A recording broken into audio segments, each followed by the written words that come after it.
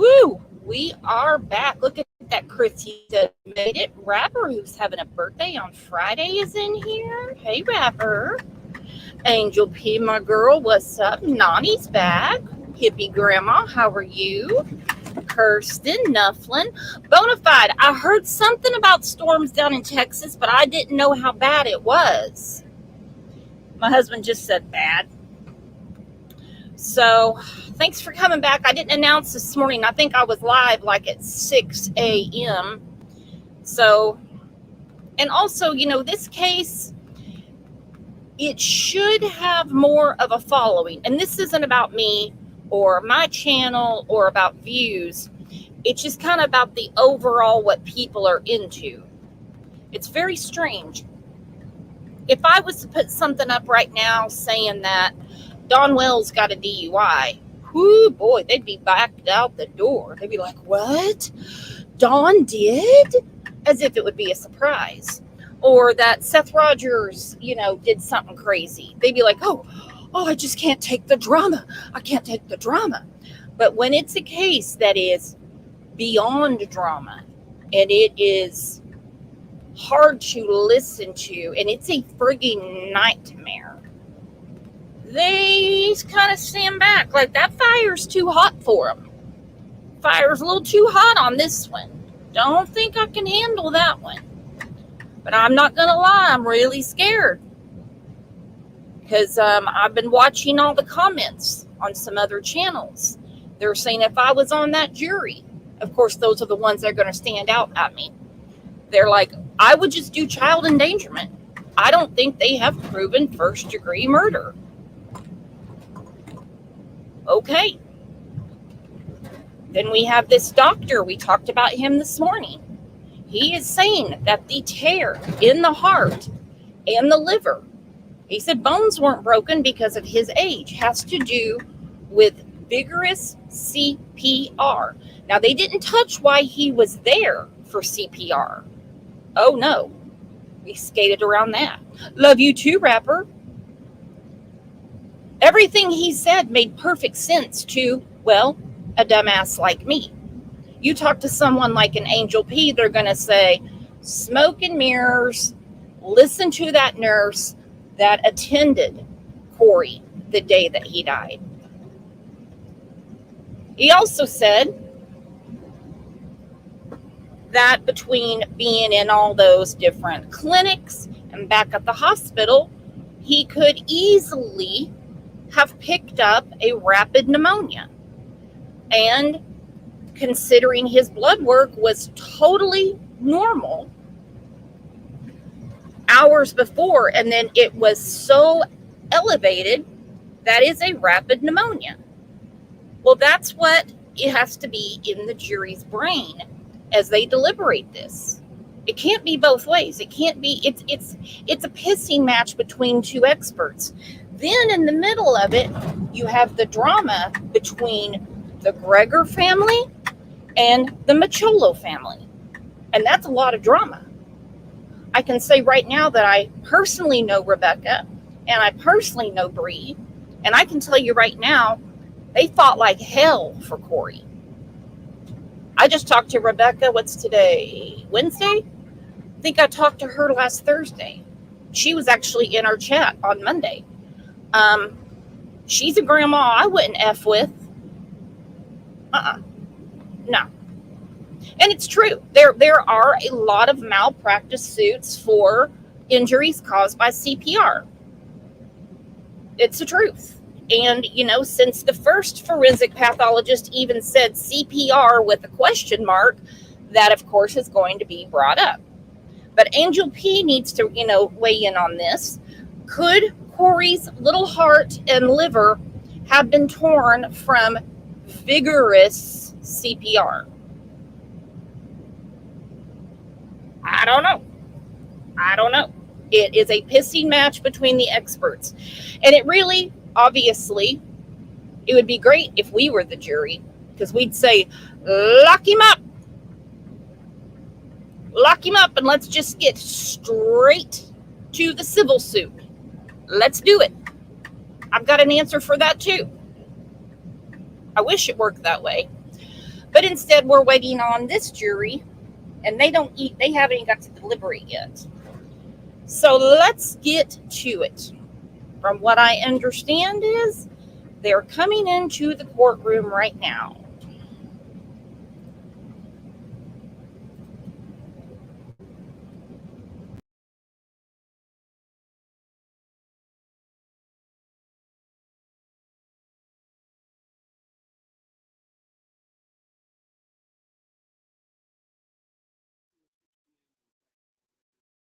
Lunch break without the jury present. The jury's in jury assembly.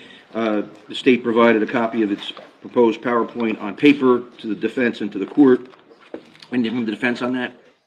Yes, there were approximately 16 different slides that we could object to. 60? 16. 16? And Judge, for the record, if I could just add, on the very last slide, I told Mr. Gallucci, and I don't think he has an issue with it, I changed one of the words from goofy to silly because that's what actually came in. In addition to that, we added 2 slides over the lunch break that no one has seen. All right. And their response, we discussed. And I did discuss that last slide with Sharon, and I'm fine with it, but I thought we were fine with that slide to begin with. We were. Right. So unfortunately, they're not numbered, right? At least not on the They're paper. numbered on my computer. Right, but not on the paper. Then the PowerPoint that we show the jury would be numbered if I did that. So. All right. So how do you want to address this? Do you want to just count the pages for me and tell me what page you're on? I did, Judge. That's exactly what I did. Okay. Please tell me what the first page is. It's page 8, and the caption is 2 hours late. Yeah, the PowerPoint is not working now. I'm going to be handing out my copy of the multiple report. Right. Go. I have it. Go ahead. 2 hours late. I just think the implication there is speculative, because they're suggesting that Mr. Berger is holding up 2 fingers, and therefore there's punishment happening because of the 2 hours late. I just think it's too speculative. Does that refer to the timestamp? Is that? I need a second, Judge, because when Oh, it's not coming up? Took it off the TV. Now the pictures all disappeared out of my PowerPoint.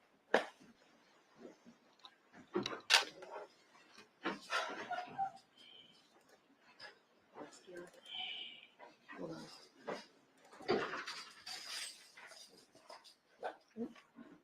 Everything's gone. Your photos, you mean, are out of your copy of the PowerPoint they're gone? Yep. Oh, geez. It was all queued up and ready to go. Well, you didn't have to take it off the TV.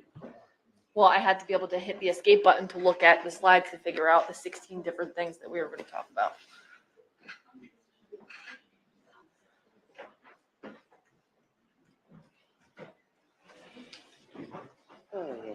All my pictures are gone. See? John, what's the temperature saying?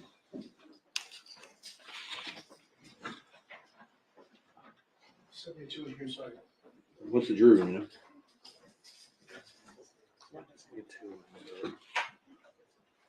Yeah, I don't think that's what the issue is. The PowerPoint is messed up now.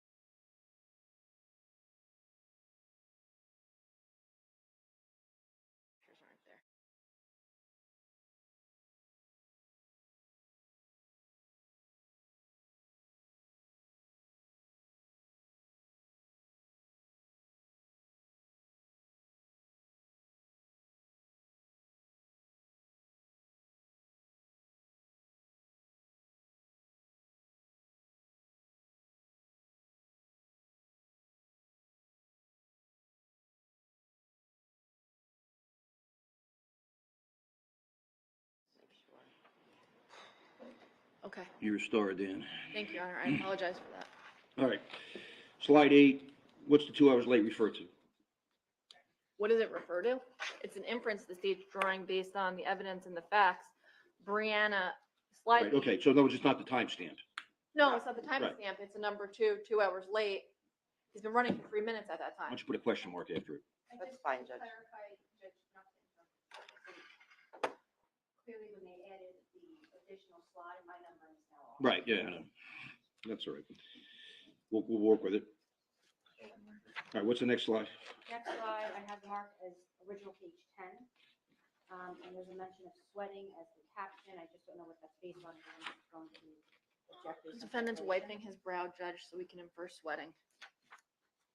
I didn't see that in the picture. That's an appropriate argument. I mean, you're both arguing what you think the evidence shows. It's an appropriate argument. Thank you. Next one. Next one, original page 18.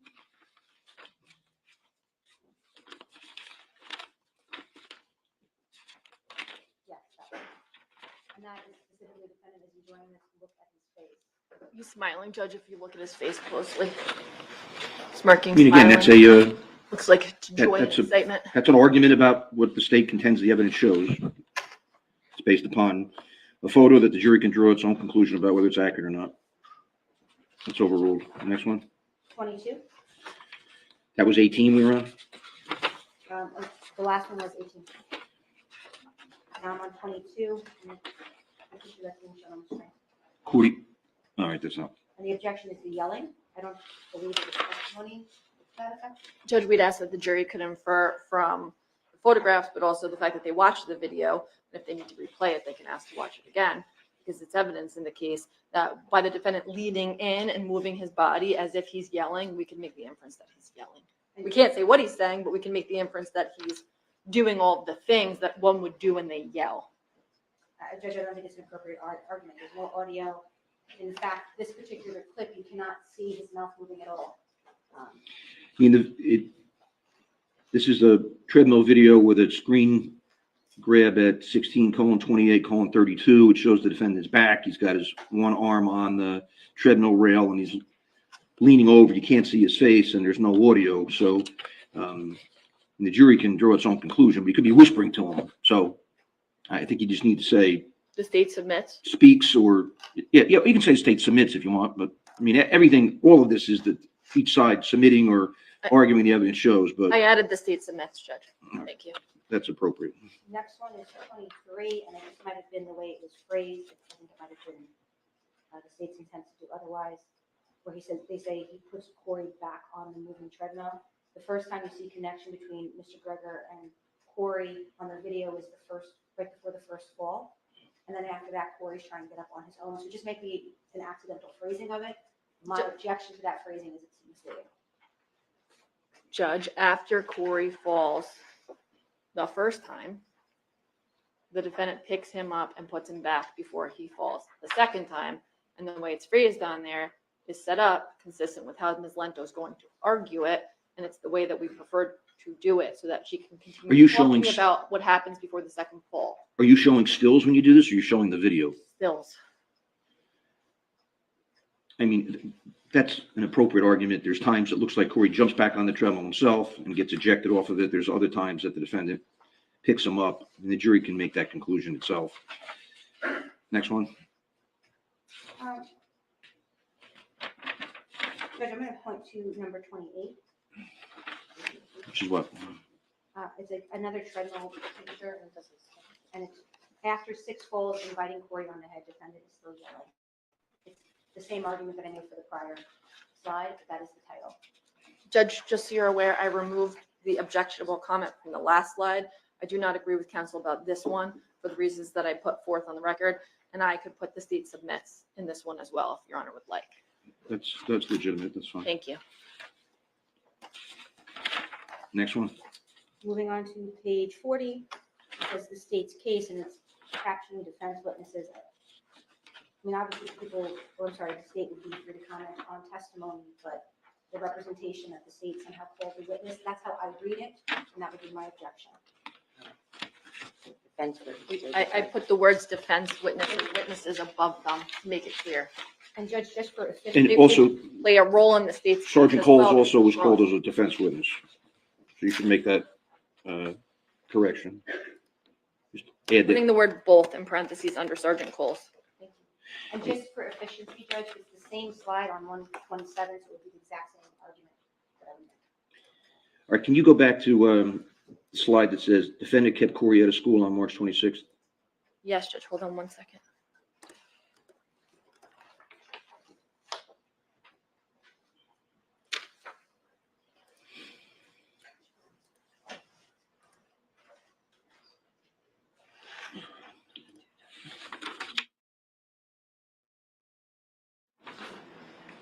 Yes, Your Honor. We know defendant has already abused Corey on March 20th.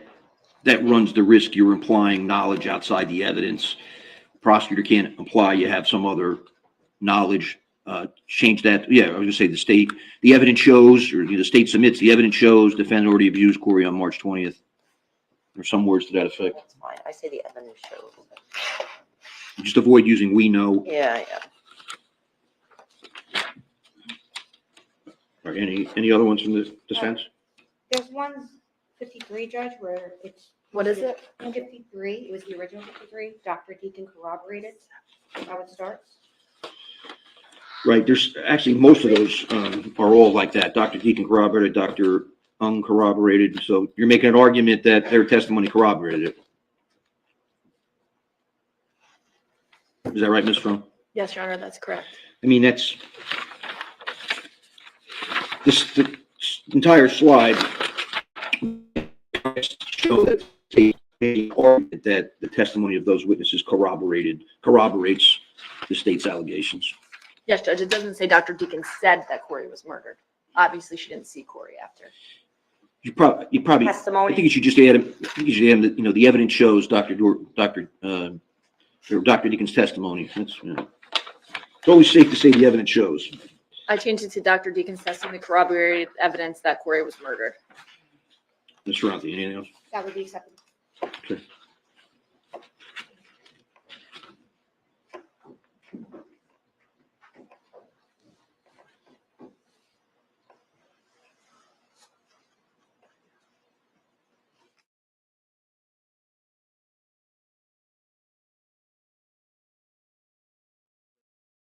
I have more, I just didn't want I to. didn't understand your response, so go ahead. If you have more, go ahead.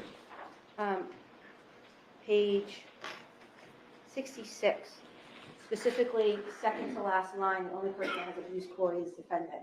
Now, Your Honor had made a number of rulings prior to trial, which we all abided by, but I do think that's not representative of information that was not put before the jury and they shouldn't be aware of. But it indicates, obviously, the people's theory, but this idea of ongoing abuse by others is also something that I think all counsels are very much aware of as having. You gotta show me a slide first. I'm having a hard time flipping through these pages This here. one, Your Honor. It says treadmill. We're talking about the treadmill video, Judge. And Judge, there was a lot of comment in closing by defense counsel about this big happy family, which was not the case at all based upon all the information we kept out. Based upon the evidence in the case, that's what the state's arguing. And the state took it to be the same, which is why we didn't object to Mr. So Gucci when he said it. The objectionable line is the only person that has abused Corey is defendant? Yes, because while that is the state's theory for the purposes of this trial, there's clearly other DCP&P investigations on other people that were not relevant to the trial, and there was a preliminary ruling about it. So I just think It's an appropriate comment based upon the evidence in the case. Judge 69, that's the same as what we just previously changed the heading. Right, okay. We changed that. Very good. Corroborates. And Judge, I am trying to move along swiftly. No, it's okay. There's just a few more. Go ahead. 109 throws Corey in the back seat, very last line of that slide. I just don't recall testimony to that effect or evidence to that effect. Well, we have a picture of the back seat of a car with no car seat in it when the defendant's car is recovered, and we see him pulling him out of the back seat at the hospital. So it's a reasonable inference that he threw him in the back seat. And I don't think it's a reasonable inference, Judge. I think it goes to the sympathy of the jury, and that's what I said. I mean, it's arguably like an other bad act because it's a motor vehicle offense not to have a child in a booster seat. You can't see the back of the car at Soch, and when the car's recovered 3 days later in Tennessee, I mean, the child's already deceased. So was the seat taken out by then? I So, wasn't trying to argue about him not putting him in a car seat. The argument is that he puts him in the back seat of a car instead of in an ambulance. I don't think that's how that reads. If that's the argument, that's not how. The only reason I brought up Alcoa was because it's the back seat. There is no car seat. So we Right. have the opportunity to lay him across the seat if you wanted to. That's not the inference is throws him in the back seat instead of calling an ambulance where a sick, dying child could be properly treated. well, you can say that. That part's fine, but I don't think you should say threw him in the back seat. You should say took him by car instead of by ambulance or words to that effect. We can say that he was in the back seat though, right, Judge? Yeah, I mean, the video seems to show he's taken out of the back seat Okay. I don't even know where. better than the It's front only seat. on the bottom.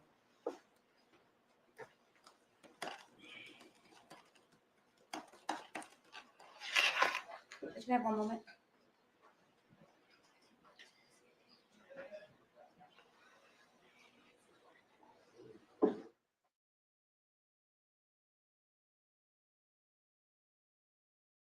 Either arrange for overtime or see if you can stay.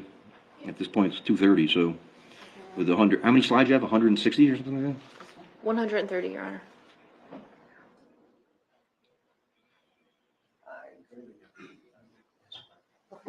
Judge, final objection would be to 117. And it is the third line down, the one that is indented. She never had a chance to say goodbye. That may be the state's position, but it goes to the sympathy of the jury, not the elements the state needs to prove. Judge, the reason I put that in is Ms. Michelot doesn't know which hospital Corey is at, despite trying to find out. And she testified about her calling around and the defendant not providing her with the name.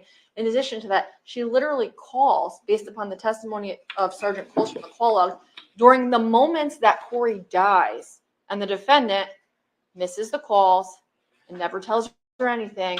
She doesn't find out about his death until she misses her chance to say goodbye, and the police knock on her door around 6 o'clock. But it's not appropriate to try and elicit sympathy that the mother didn't have a chance to say goodbye. The rest of those things are fine, that she didn't know what hospital was at, that he didn't identify the hospital. But you shouldn't, either party having a chance to say goodbye or not having that chance is not relevant evidence under evidence rule 401 that has a tendency and reason to prove or disprove any fact of consequence. I removed it, Your Honor. Thank you. All right, anything else? No. All right, so I anticipate you're probably going to take all afternoon, and we have to make a decision. Do I charge the jury then today? Or do we come back tomorrow to do that? What time do we go to? I don't know if someone may have plans or. Judge, we would prefer just to get this done today. Me too, If that's sure. possible. So. Me too, definitely, yes. All right, let's go get the jury, please.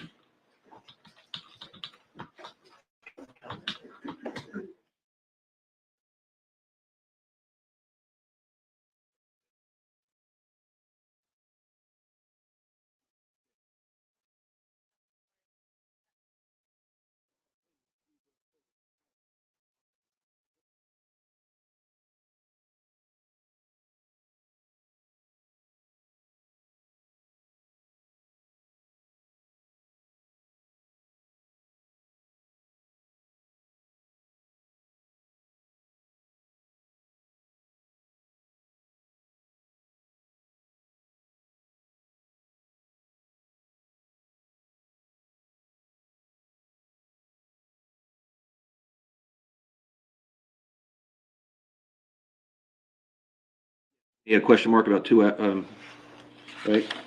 On number 8. 2 hours late, question mark? We added a question mark, Your Honor. Thank you.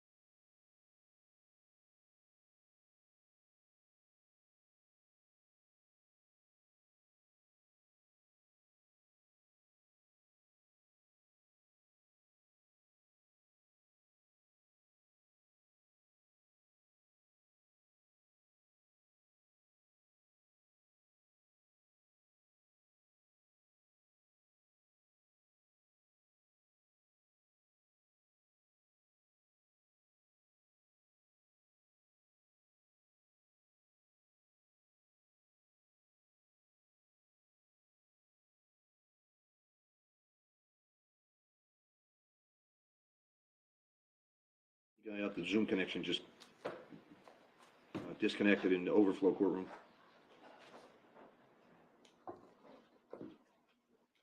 Or actually here, apparently. The judge might know. You gotta stay there, but it's there. Oh, all right, yeah. Thank you.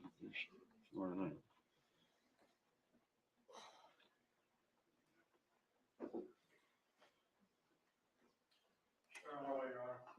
Okay. One sip.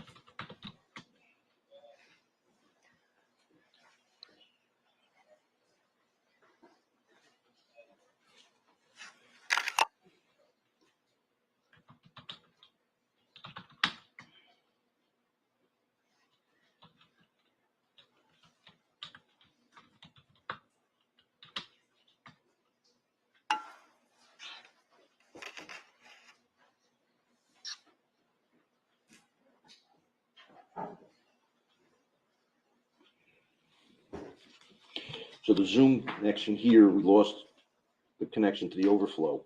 I don't know if it's because we have both TVs on the PowerPoint, so we had that earlier, so.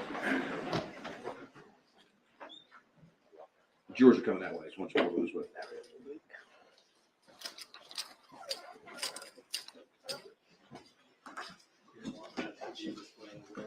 No, we wanted to turn the PowerPoint place, simulcasting to Courtroom 14.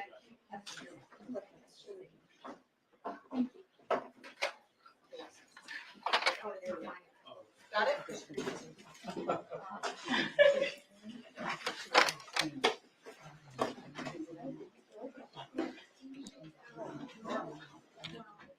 Oh, you might watch. Read its home.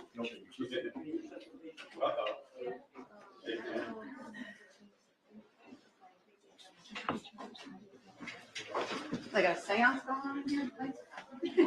Keep the room cool. Is anybody,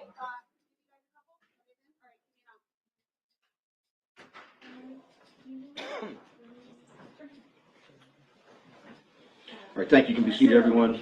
The jury's in the jury room. All right. First, as to the Zoom connection, I'm advised it's back connected now, and the PowerPoints are on both TVs. Secondly, the PowerPoint references aggravated manslaughter and manslaughter. We've never told the jury about that previously. I'm obviously going to say in my final charge, you want me to say something now, just briefly, that in my final charge, I'm also going to instruct you on aggravated manslaughter and reckless manslaughter. So if Ms. Schroen mentions it, that's why. We do. There's It's a couple the slides that slide. just say what the elements are. Then please. All right. And then Ms. Grimaldi, my law clerk, indicated to me that on the way over, some of the jurors are saying it's a long day. They're kind of tired. You know, again, I don't think it's comfortable in the courtroom or in the jury room.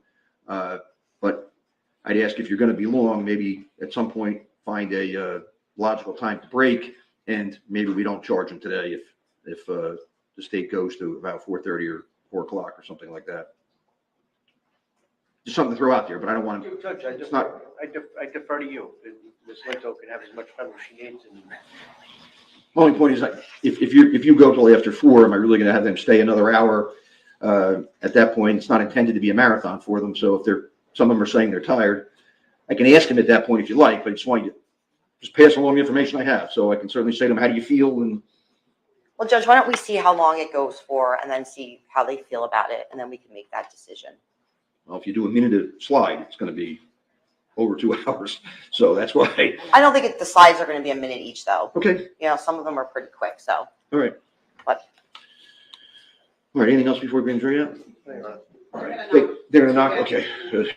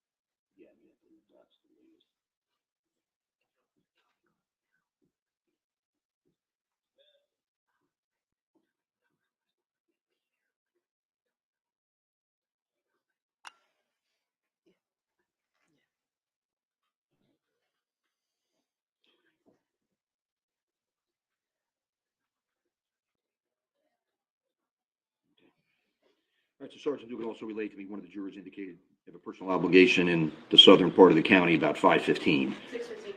I'm sorry, 6:15, but based upon the location, I think they need to be out of here by 5 or 5:15 delays to get there. So can be guided by that as well. But we'll see how long the state goes. That's fine.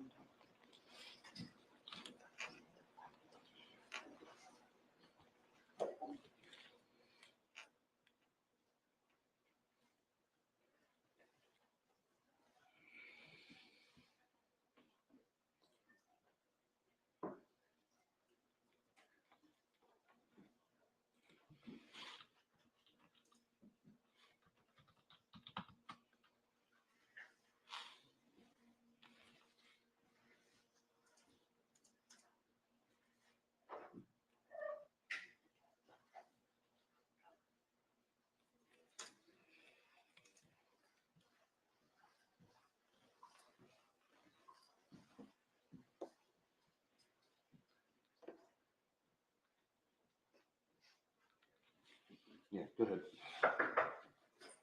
Good? Oh, there's another line. I forgot that there's only one bathroom. All right, very well.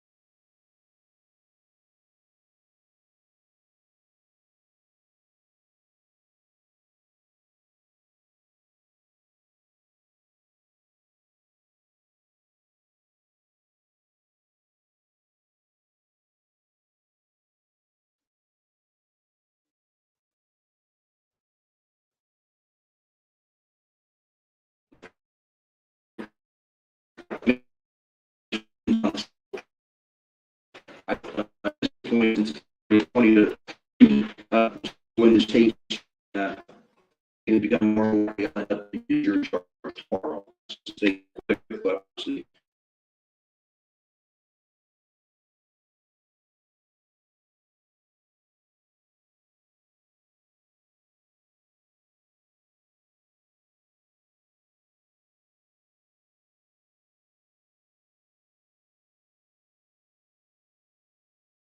state has the ability to go long or short, depending. If it is long, if it's like a 2-hour summation, then we're going to take a break in the middle somewhere. So I asked Ms. Strone to pick a appropriate time. She's just going to go very long.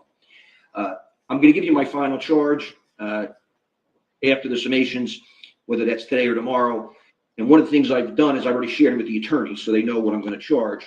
So on count 2 murder, I'm also going to charge the lesser included offenses of aggravated manslaughter and reckless manslaughter. I'm telling you that now because Ms. Strome may comment, or Ms. Lento may comment on those 2 lesser included charges at the time of the state summations. I just want you to know that in advance, and I'll give you all the elements of those, and I'll explain all those to you in my final charge, but I want you to be surprised if you hear about it from the state.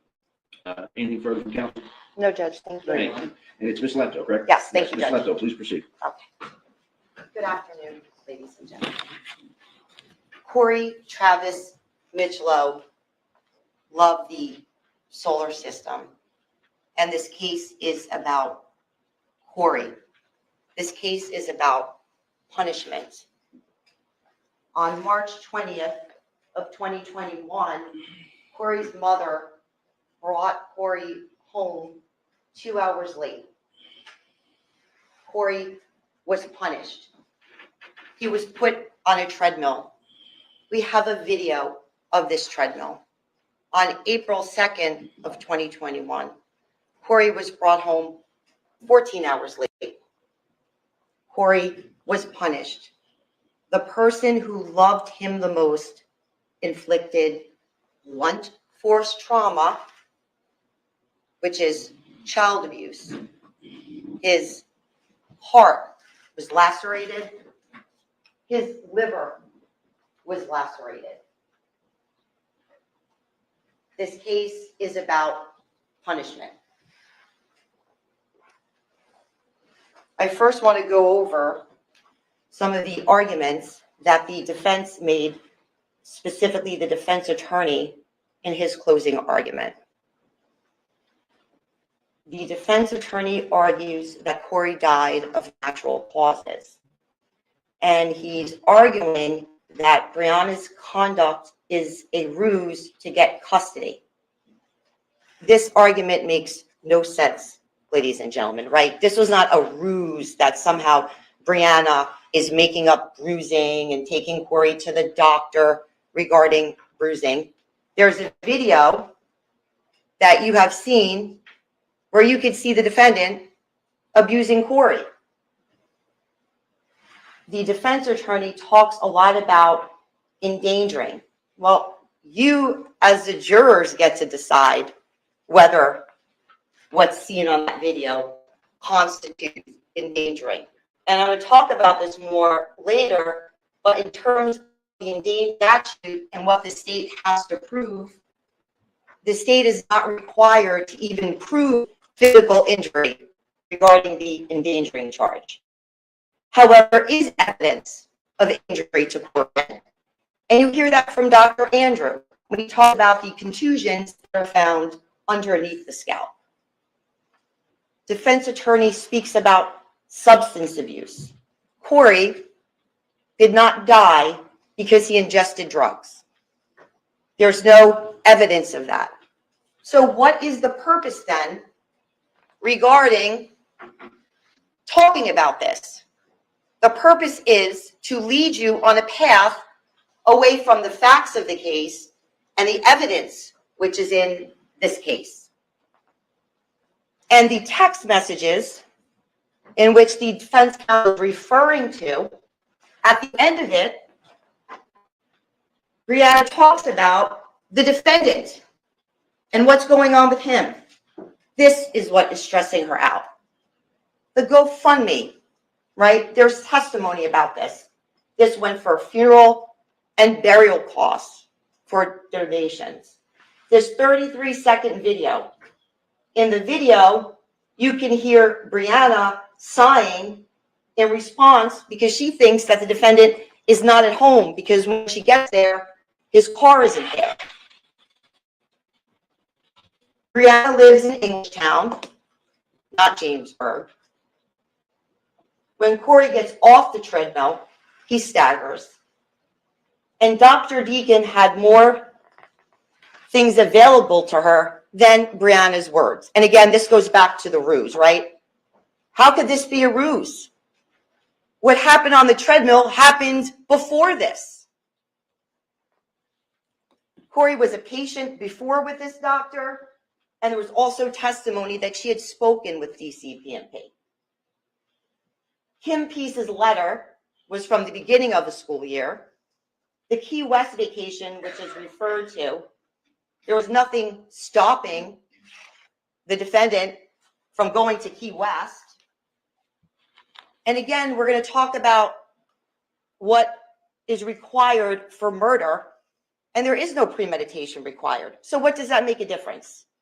The garbage, right? State's not arguing that he was trying to cover up things. It basically tells you a timeline of what happened that day. And that's why the garbage was delayered. Nurse Doyle testified that he did not realize the seriousness of his condition because of how the defendant presented it. Of the medical staff at Southern Ocean Medical Center had nothing to do with Corey's death. So why are we commenting on it?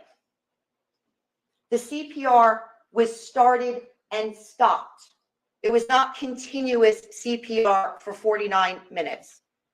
Carnival, the nurse, testified about this, right? Because what happened was Corey had lost his pulse, right? And then he gained it because they were taking him to the CT scan. So it was not continuous 49 minutes of CPR. The blunt force trauma injury, right? A strike or a hit, that's blunt force trauma, may have not left a visible bruise, right? This is what Dr. Andrew was talking about, right? It may not have left a visible bruise, or the bruise may have not come out, or it may have been bruises that were underneath the surface, right? So those are all of the different things as to why what would be there and what wouldn't. So I believe defense counsel said in his summation that the state was saying that all the bruising was specifically underneath. And that was a testimony about that. Sergeant Studdy attended the autopsy and spoke about it. And Dr. Agasa never determined that the death was natural. This treadmill video, which was recovered by the prosecutor's office, speaks for itself. Everything that you need and want to know is captured on this video. The judge at the end of the case is going to talk to you about the law and is going to charge you about the elements, right? The judge is going to tell you that you can use this video as a specific kind of evidence, right? You can use this video to show or to consider what the defendant's motive was, what his intent was, that what happened on April 2nd wasn't an accident or a mistake, right? So that's how these two things correlate. The state is not saying that Corey died as a result of the treadmill. What we're saying is what happened in the treadmill shows the defendant's motive and his intent to what he did on April 2nd. And the judge is going to instruct you as to that type of evidence. The treadmill, right? March 20th, 2021. We know that on that particular day that the defendant is angry. He is angry at Brianna and he's angry at the situation. How do we know this? Because he says so we have the text messages. We know that his purpose and his intent that day was to punish Corey. You can see the text messages, right, of what he specifically says. And if you look at the time, that is right while this is happening with the treadmill. You're almost 2 hours late. What the bleep? And then it continues. And the last text message, this is beyond pissing me off. My entire plans for today are ruined. We know that it was his intent to punish. If you look to the treadmill footage or the videos, there was a few of them. The defendant tells Brianna, I'm at the clubhouse gym. Just drop him off here. He's not at the clubhouse gym, right? This is a clip from the first video, and you can see in there that the defendant is actually walking to the clubhouse gym, right? So what does this show us? It tells us that the defendant wasn't merely working out at the gym and trying to have a nice workout with his son. It shows us that it was his specific intent to punish him that day. Bring him right to the gym. When it's a clip from the other video, when they start entering the gym area, you can see that the defendant doesn't greet Corey. He doesn't look at Corey. He doesn't talk to Corey. He's going to punish him. He sends Corey straight to the treadmill, right? This is not, I'm working out, let's get together, let's get in shape, let's run on this treadmill. Corey knows how to turn on the treadmill by himself. What does that say? Brianna, Corey's mother, is 2 hours late and dropping him off. In the second video of the treadmill, you can see this, and this is a clip. What is the defendant holding up? He's holding up the number 2. And why? Because he's making sure that Corey knows why this is happening. You're being punished 2 hours late. That's why there's a number 2. You can see that during this video, the defendant is upset. He is angry. He is pacing. He is clenching his fists, as you can see there. Corey's on the treadmill. He's clenching his fists. The defendant is sweating, not because of the workout, because he is enraged about the situation, and he's taking this out on Corey. The treadmill, ladies and gentlemen, is the defendant's mechanism for abuse. And you can see this. He invades Corey's space, and he goes right up to him to intimidate him. Corey knows how to operate the treadmill. He does not need someone to operate it. Corey runs on this treadmill for 10 minutes before the defendant then increases the speed, and then he also increases the incline as well. You can see here in this video, or a clip of the video, I should say, that the incline is increased on the treadmill, not just the speed. If you look at one picture, you can see the front is down, and the second picture, it's raised. Corey falls 6 times on that treadmill. Right before his first fall, the defendant knows it's coming. He actually stands behind the treadmill, his hands on his hips, waiting for Corey to fall. And why? Because he's increased the speed and the incline. Corey falls off the treadmill the first time. Corey is airborne. The defendant lets Corey fall. The defendant actually makes room for him to fall. The defendant doesn't stop. He doesn't check on Corey. He doesn't do any of these things. And you can see when this is stopped of the impact of what is happening to Corey right there. The defendant forces Corey back on a moving treadmill.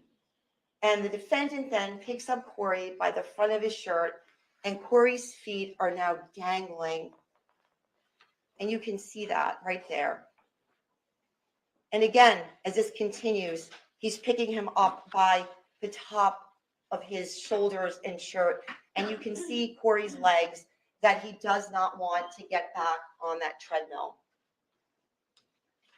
He treats him like a rag doll, right? He's picking him up. His legs are swinging. And if you look at the defendant's face in this clip, he's like smiling and smirking because he's abusing him. This is what the defendant does while he's trying to put Corey on a moving treadmill. You can see where his mouth is. The defendant bites Corey's head. You can see here that the defendant's mouth is wide open. And then you could actually see how he continues to push down with the bite on Corey's head. And Corey's legs now are starting to go get pushed down as compared to the first picture because they can't keep up. What kind of father would do this to their son? We know, and the injury here, because of this bite, is talked about. Dr. Andrew talks about the fact that there are contusions on the top of Corey's head, but underneath the scalp. After getting Corey back on the moving treadmill, the state submits that the defendant then continues to yell at him. Corey falls off the treadmill a second time. Corey looks up at the defendant after he falls the second time, and the defendant does not stop. Corey falls off the treadmill a third time now. You can see here that Corey is completely flat.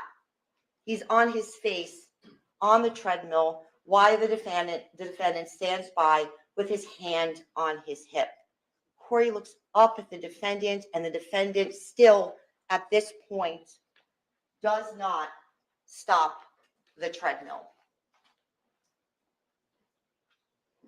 Corey falls off the treadmill for the fourth time. Corey is looking up at the defendant, his father, and his father stares back at him. Still not done yet. Corey falls off the treadmill fifth time. His father has no regard for him whatsoever. Corey falls off the treadmill sixth time. Corey tries to balance on the side of the treadmill while it's moving. And you can actually see in this picture that Corey is more afraid of his father than getting back onto that machine.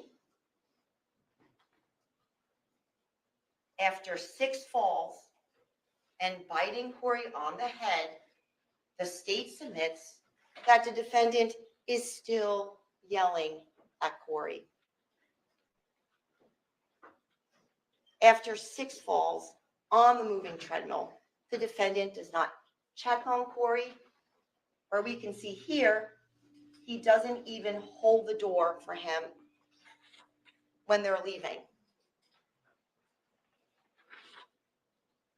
Before this, you can see in the video that when Corey gets off of the treadmill, he wobbles. The defendant continues to mistreat Corey even when leaving the clubhouse. Corey is 6 years old, and you can see where the arrow is, right? He's at the door at this point. What does the defendant do? He turns his back and just continues to walk in the street. Corey just fell 6 times. He's going into the street. He's 6 years old. Is he holding his hand? No. Is he checking on him? No. Is he doing anything to make sure that that little boy is okay? Absolutely not. On March 21st, the next day, defendant's parents see the bruise on Corey's forehead, and this is from the treadmill. Corey tells David Greger that he fell on the treadmill during a family discussion. On March 22nd, one of Corey's teachers noticed that the bruising was there and sent Corey to the school nurse. His teacher was actually off that day, Kim Peace. She then returns to school on the 23rd. Kim Peace, the teacher who was with Corey every single day while he's in school, observes this injury. And she describes it as, I saw kind of like a burn, not a burn, but it looked like kind of a rug burn on his forehead. Yeah, he fell off a treadmill. Kim Peace speaks to Corey about this and the injury, and she describes that Corey was quiet and gives one-word responses. Kim Peace is concerned about this, and she speaks to her coworkers about what she saw. On March 23rd, Brianna sees Corey during her visitation at the defendant's apartment in Barnegat, and Brianna sees Corey, and she also sees this bruise on his forehead, and she describes it as being very odd shaped, and it kind of looked like an imprint of something. Yeah, because it's a treadmill. She also says that he had a bruise on his chest and it looked like a scrape. She talks about Corey seeming upset and scared. For your consideration, ladies and gentlemen, which is count 1 in the indictment, is endangering the welfare of a child, right, for abuse and neglect. There is no question whatsoever that the defendant is guilty of abuse and neglect of Corey. What do you have to consider for this charge? Number 1, that Corey was a child. He was. Number 2, that the defendant knowingly caused the child harm that would make the child an abused or neglected child.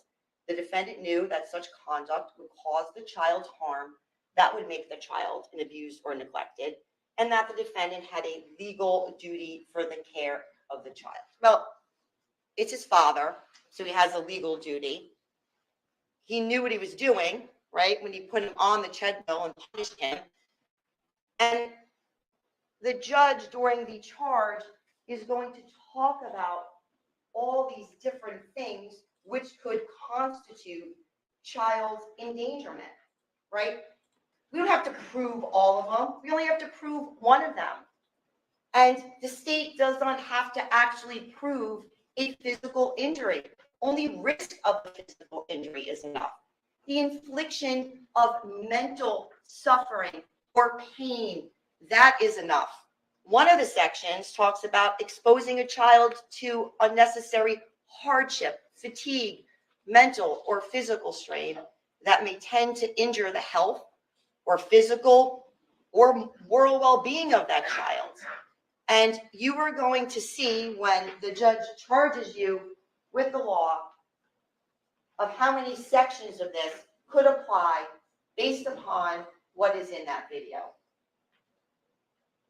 Not only did the defendant abuse Corey on March 20th, the defendant knowingly inflicted serious bodily injury that ended Corey's life on April 2nd. And ladies and gentlemen, when you have a criminal case, it is like building blocks, right? That's what you do. Each witness testifies and each witness corroborates one another. And that is how you get to guilty. And there were many witnesses that testified in this case, and each witness testified to a particular part of the case. And when they corroborate each other, and all the evidence that comes into the courtroom from the witness stand, that's how we get to guilty. The video is evidence, and Judge Ryan is going to tell you this, of the defendant's motive, his intent, and or absence of mistake on April 2nd, right? His motive is to punish because he is angry at Corey's mother. His intent is to commit child abuse, to knowingly and purposely inflict serious bodily injury, right? Which is the blunt force trauma injuries, which results in Corey's death. Corey didn't die of football injuries or from a football, right? This isn't a mistake. It's not pneumonia. The defendant lacerated Corey's heart, lacerated his liver, and Corey's lungs were bruised. This is why Corey died. Purpose and knowledge, right? These are states of mind. And the judge is going to tell you when he charges you, well, what is that, right? Someone's purpose or their knowledge. This is a condition of a mind. And you're going to hear that this can seldom be seen from a witness, right? The state's never going to be able to put on a witness to say, oh, this is what's in the defendant's mind. So what do you have to do as jurors? You have to make inferences, right, from the conduct. What did the defendant do? What were his words? How did he act? You have to look at the surrounding circumstances, and you have to infer this. And all of the defendant's words and all of his actions show that the defendant knowingly or purposely ended his son's life. Defendant kept Corey out of school on March 26th. Why? Because he was trying to hide Corey. He was trying to hide these bruises, which the state is not saying that the bruises are the cause of his death. It's the blunt force trauma. But what is happening with the bruises is that this is what everybody is seeing. This is what everybody is noticing. This is the catalyst of how we get there. The defendant on his phone searches on the 25th, will red marks turn into bruises? The defendant kept Corey home from school on March 26th. The defendant did not verify Corey's absence that day. And that is the day that Brianna contacts DCP&P, not the 28th, on the 26th. And this is important because this is when this all starts unraveling for the defendant. And why? Because Corey comes into school and he has a bruise. And now the teachers know. So what does he do? Takes him out of school. Football did not abuse Corey, okay? Corey goes to football tryouts on Saturday, March 27th. Brianna is present. Corey is not injured, right? This is 6-year-old flag football. And after this, Brianna then takes Corey for a visitation at her house until Sunday, March 28th. Ladies and gentlemen, and anybody in this world knows that kids get bruises, right? They can be playing and they get a bruise, right? Children get bruises. This is not the state's argument. Again, bruises are the catalyst. But what they do tell you is what Corey is not telling you. They're telling you what Corey is too afraid to say. Defendant continues hiding Corey by making him virtual students. On Sunday, March 28th, Brianna sees bruising on Corey, right? And this is because she has him this weekend for part of the time because she takes him home after the flag football. And she sees that he has a large bruise on his chest and it looked like fingerprint bruises all over his arms and legs. And then she talks about something else on the side of his hip. And when she comes back, Corey, from visitation, she goes to the bar to get, and we have asked one of the police officers who came. They do a welfare check, defend the department, police this, and police talk to me, but they don't separate from supper. They call the EPA.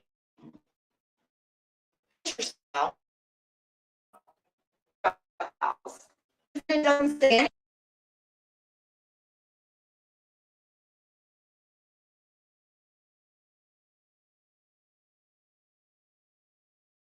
anything to them about Corey being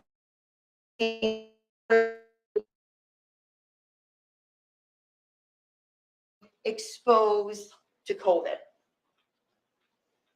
After the police are at his house, the defendant sends this class dojo message to the teacher, Kim Peace. And what he says is, Corey's other side of the family had left the state and saw him this weekend after being at a mass gathering.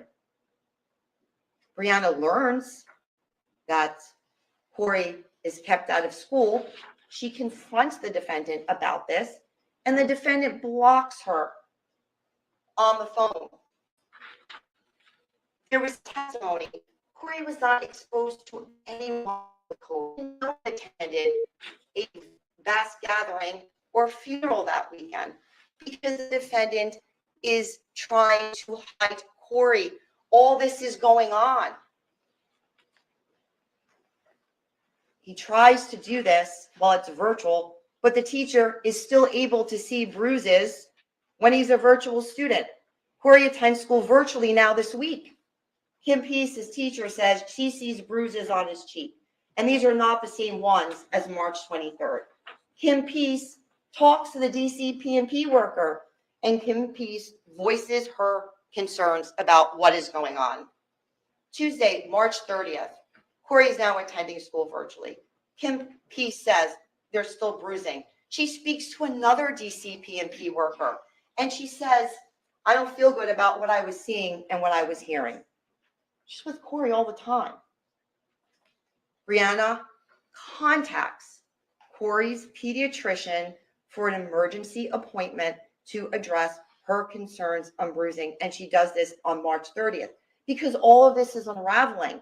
And she also speaks to DCPNP about this appointment she's making because she is concerned. March 31st, Corey again attends school virtually. Kim Peace sees the bruising. Brianna files an emergent application for custody because, as she says, she is now in fear of Corey's life.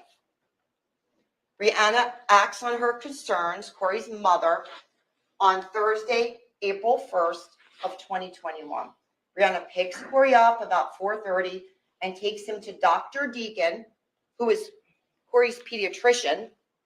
She then takes Corey to Community Medical Center, and then she then takes Corey to Jersey Shore University Medical Center. Dr. Deacon's testimony corroborates evidence that Corey was murdered, okay? Corey is examined 24 hours before he dies. Dr. Deacon sees 14 areas of bruising and lesions. Corey has no fever. Corey is breathing fine. Corey has no symptoms of pneumonia. Dr. Deacon calls DCPNP. Dr. Deacon calls the emergency room at Community Medical Center so Corey can have blood work. Dr. Deacon did not think it was safe for Corey to go home. That's why she's calling the hospital. Corey tells Dr. Deacon that the injuries are from football and from falling off a treadmill, right? And again, ladies and gentlemen, maybe some of the bruising was sustained of a kid just playing. But we will say that if they are sustained when the defendant is playing football with him, still under his care. Defendant cancels this CPC evaluation because he does not want a specialist to evaluate Corey. Corey had a CPC, right? And there was testimony about this from Child Protective Services and through a witness that had this evaluation on April 2nd, and that the defendant canceled this appointment, and that he would not let Brianna take Corey to the specialist without him. And we know that the defendant received an email with a court order at 4:43 allowing another 7 days for this CPC evaluation. And you can see right here in these text messages where the defendant texts Mark, who had been identified as a DCP&P worker, and he says there, hey, I can't get off work tomorrow. I just asked my manager so I can go next week. Just let me know the number to schedule. Right? So here he can't get off work. But if you look at the next text message, hey, so I'm going to take off work tomorrow because Corey's mom decided not to bring him back from visitation. And I'm going to have to go to court tomorrow morning since Natalie isn't working. And who do I reach out to? The defendant can take off work. He can't take off work to have Corey evaluated by a specialist, but he can take off work when he wants to file against Brianna. Because the defendant doesn't care about Corey. He doesn't care about his health. He doesn't care about his safety. He doesn't care about any of those things. The only person he cares about is himself. On 4/1, this court order comes out, and Brianna actually receives the family court order between the time when she was at the pediatrician until she's on her way to community medical center. And there was testimony about this, about what this court order said. And in this court order, it says the court reviewed the letter of investigatory findings, right? And Brianna's request for custody was denied. But it did say that there had to be a CPC evaluation agreed upon by both parties, right? Because at this time, they're both custodial parents of Corey, and there also had to be a pediatrician appointment within 7 days. But Brianna had already taken Corey to the pediatrician, and she had already spoken to DCP&P about this. But what's really interesting about this is that the court did not have the video. The court only reviewed a letter, and Brianna did not receive custody. Corey is taken to community medical center. This is on the advice of Dr. Deacon. Brianna brings Corey to the hospital. Brianna's visitation is almost over when she receives this court order where she's not going to be granted sole custody. Corey is examined. He is absolutely fine. Corey does not have pneumonia. Brianna is given the option to drive Corey and to sign this release. It's noted in the records, and there was testimony about this, that Brianna had to bring Corey home. And she has to bring him home because this court order came out and she was denied her request for custody. Defendant does not want a doctor to examine Corey on April 1st because he does not want Corey talking to doctors without him because he is afraid that Corey is going to tell. And this is what this is all about.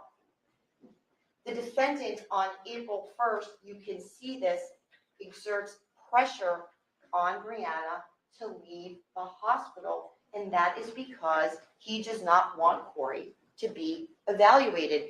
He calls the hospital, he calls police departments, he goes to the Barnegat Police Department.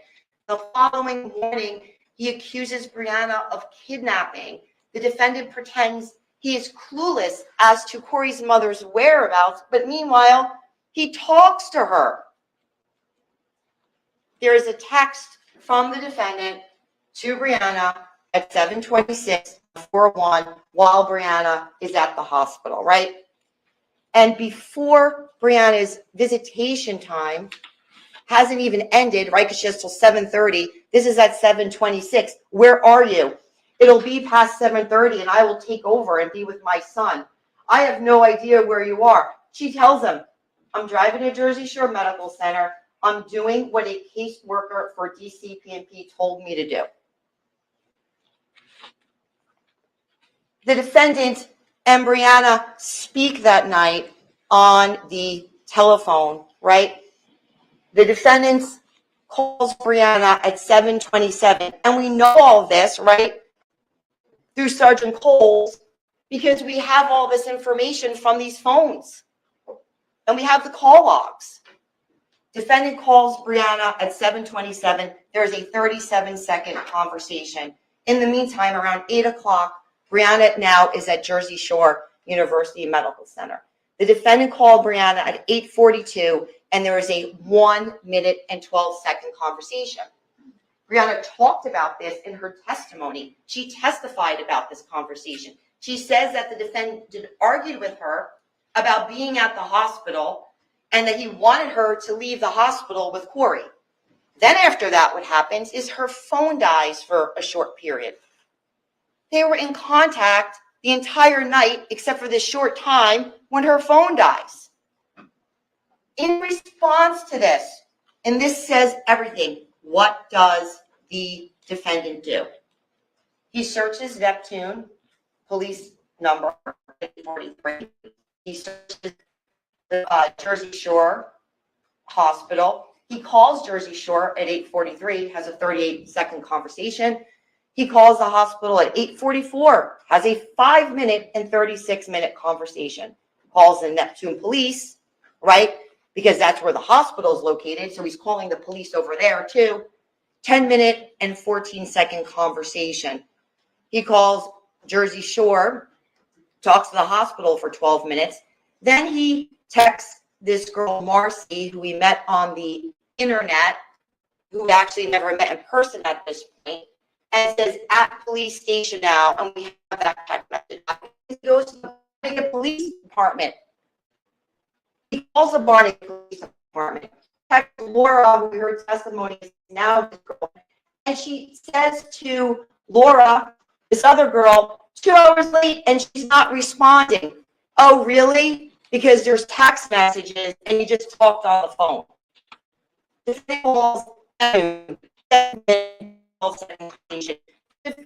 defendant speaks CPMP worker, 1 minute and 18 seconds. He texts another girl named Amy, 10-minute at 10:17. The defendant calls the Stafford Police Department at 10:51, and there's a 6-minute and 8-second conversation. Why doing this? Because he is afraid that Corey is going to jail.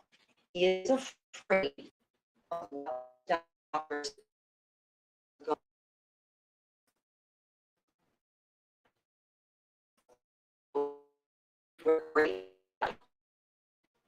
tells him, the defendant tells others. There's a text message that defendant texts Marcy at 7:48, and where he says to her, she has him at the hospital getting blood work, not going to be back for a while. The defendant speaks to Mark from DCPNP numerous times, 4:26, 5:26, 7:24, and 10:06 p.m. The defendant spoke to the correct hospital where Corey and Brianna are, and the defendant spoke to the police department where the hospital is located, because he knows exactly where she is. Defendant deflects and he gaslights Brianna. This is what he does. And he tries to discredit her, manipulating people and the situation, because he does not want anyone to see the real Christopher Gregor. The only person that has abused Corey is his father. And we know this because it's captured on a treadmill video. Defendant is not worried about Corey being with Brianna, right? The defendant doesn't care about Corey's health. He doesn't care about his safety. The defendant cares about preventing Corey from disclosing. That night, when the defendant realized that he could not stop Brianna from leaving the hospital, he could not stop him from being evaluated, what does he do? He doesn't wait up for Corey to come home. Doesn't care. I mean, your son is being evaluated at the hospital, right? If you really cared, you would have stayed up to see what's happening. But he doesn't do that. He goes to sleep. He then starts the next day filing his emergency application.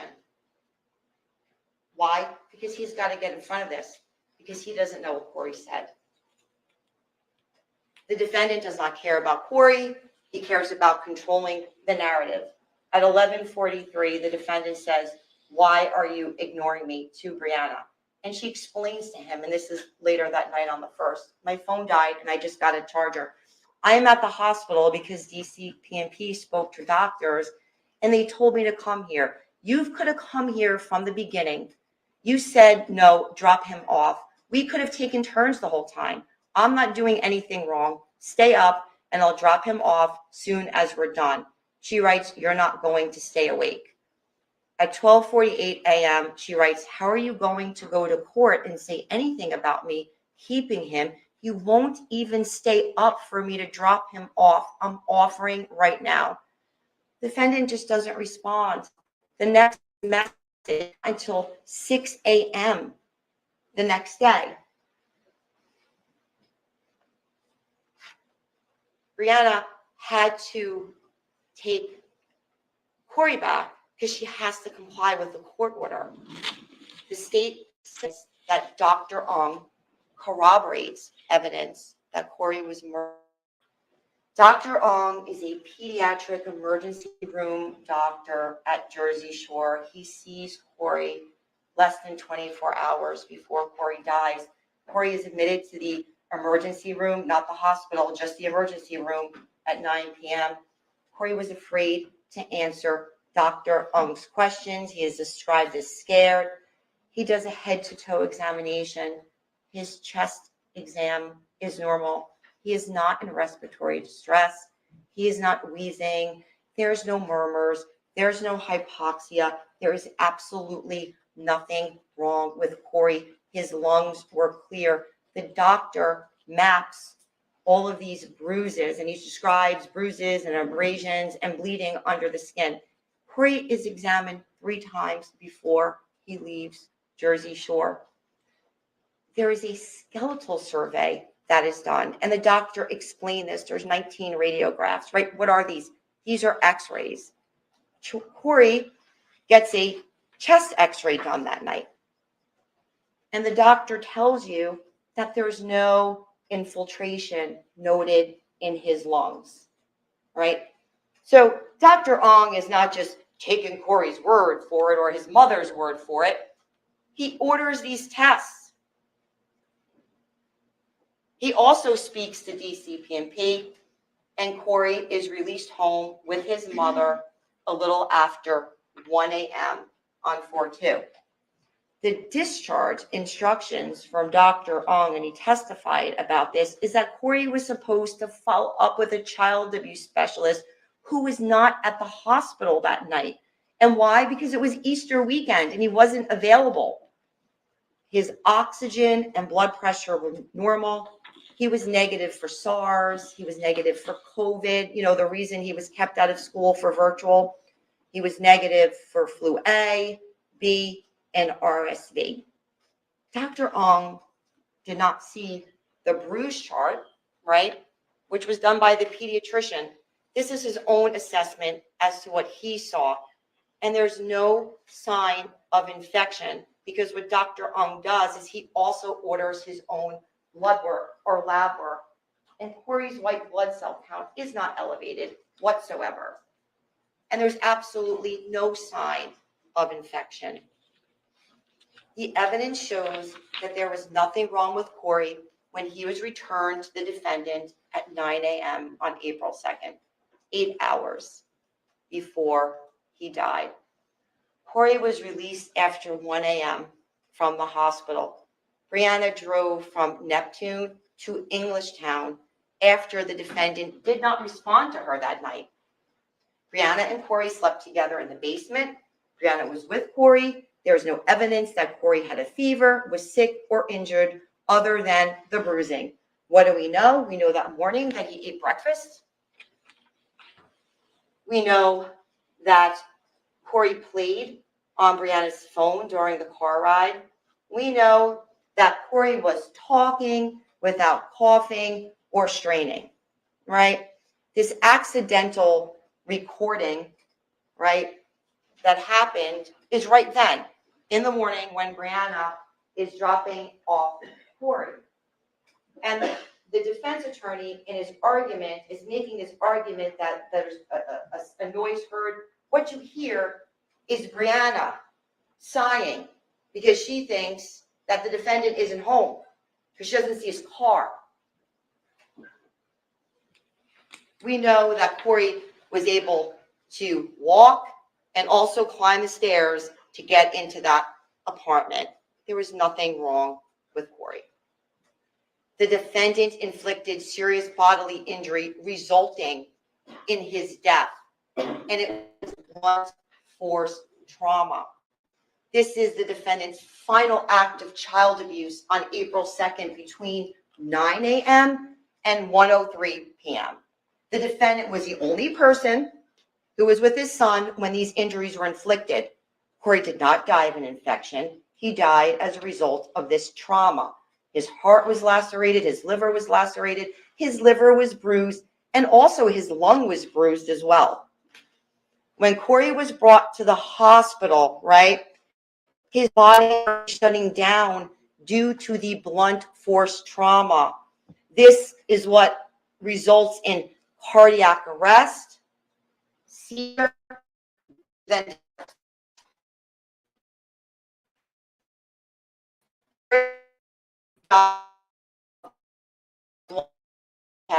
with laceration, heart, contusion of the lung, and contusion of the traumatic cause. And that was the testimony of the pathologist. And Dr. Andrews' testimony proves that the defendant murdered his son, Corey. The cause of the death, as per the pathologist, was a lethal train of events, and without which death would not have occurred.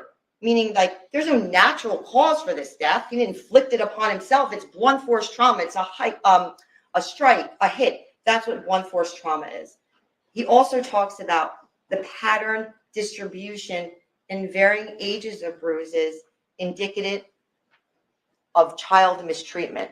And Corey had contusions over a wide area of his body of varying ages, from under his chin, his head, his trunk, his extremities.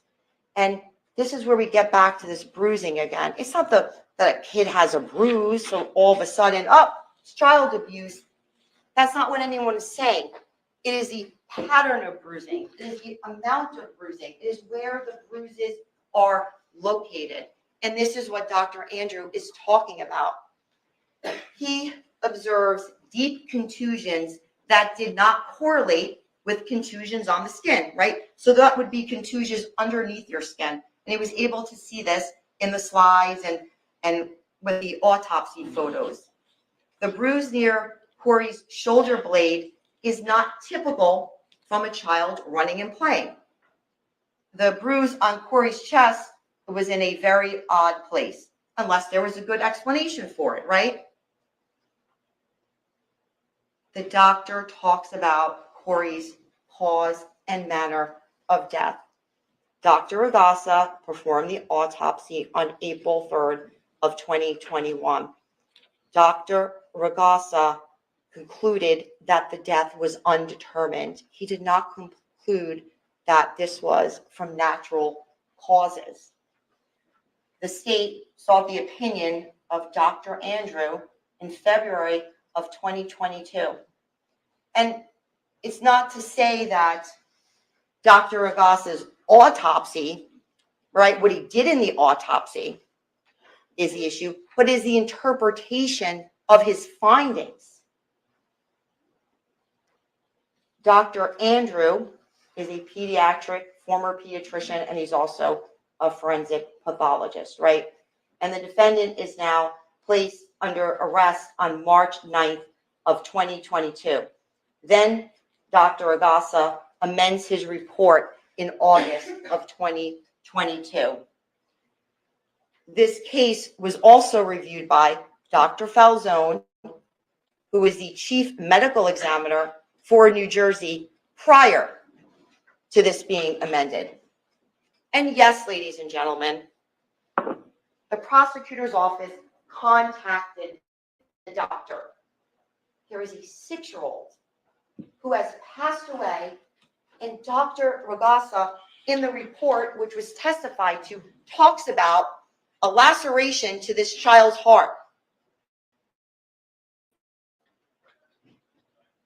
He wanted to see what happened to the 6-year-old.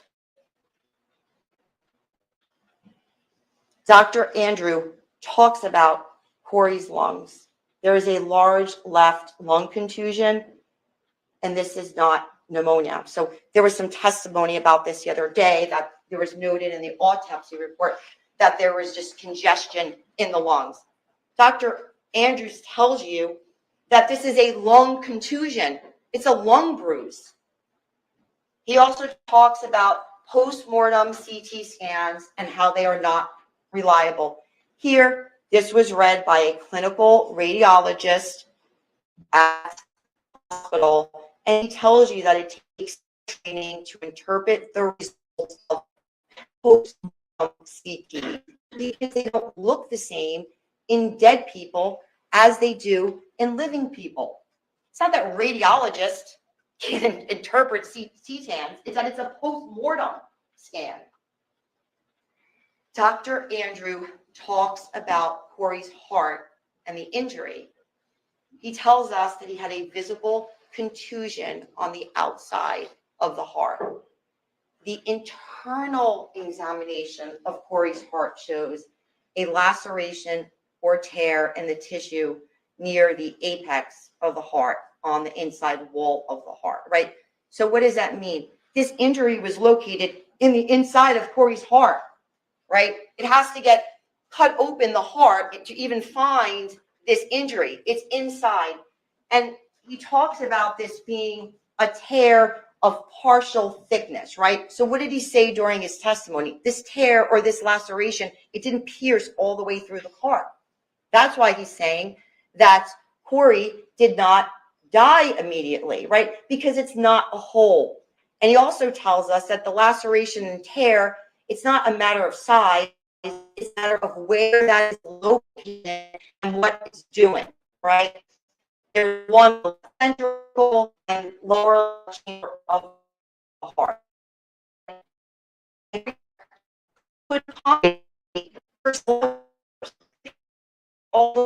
also told us that he did not bleed out from these injuries.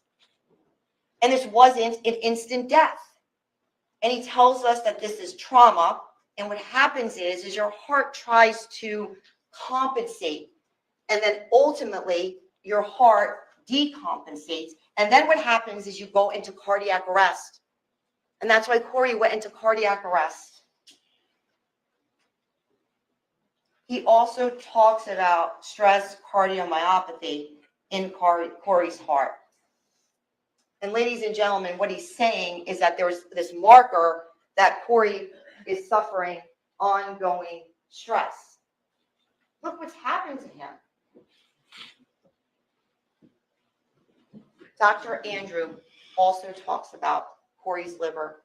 And there's 2 injuries which are located on the liver, right? There's a laceration or tear in the liver tissue on the right edge, the right lateral aspect of the liver, right? And he talks about the photos clearly show that there's also a contusion that goes fairly deeply into the liver tissue itself. And under not injury. So this not injury that could be pressure. And he describes this as being injury, but this was not life-threatening. This is not there was confusion on the capsule liver, on the front liver. What are you talking about?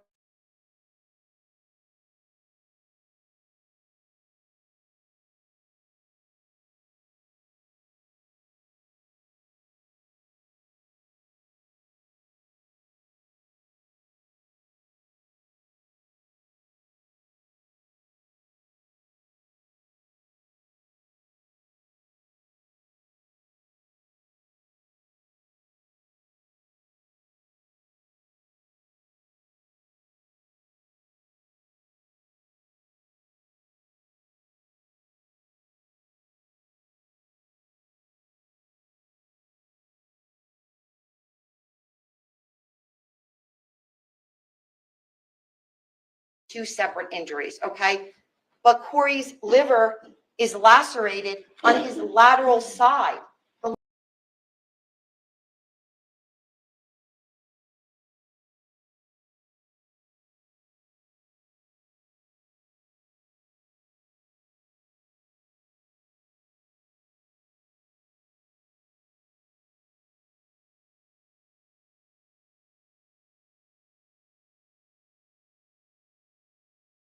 There's a contusion on the top of his head and a couple of contusions on the backside of the scalp that you couldn't see on the surface. And this is what I was referring to before regarding the bite on Corey's head.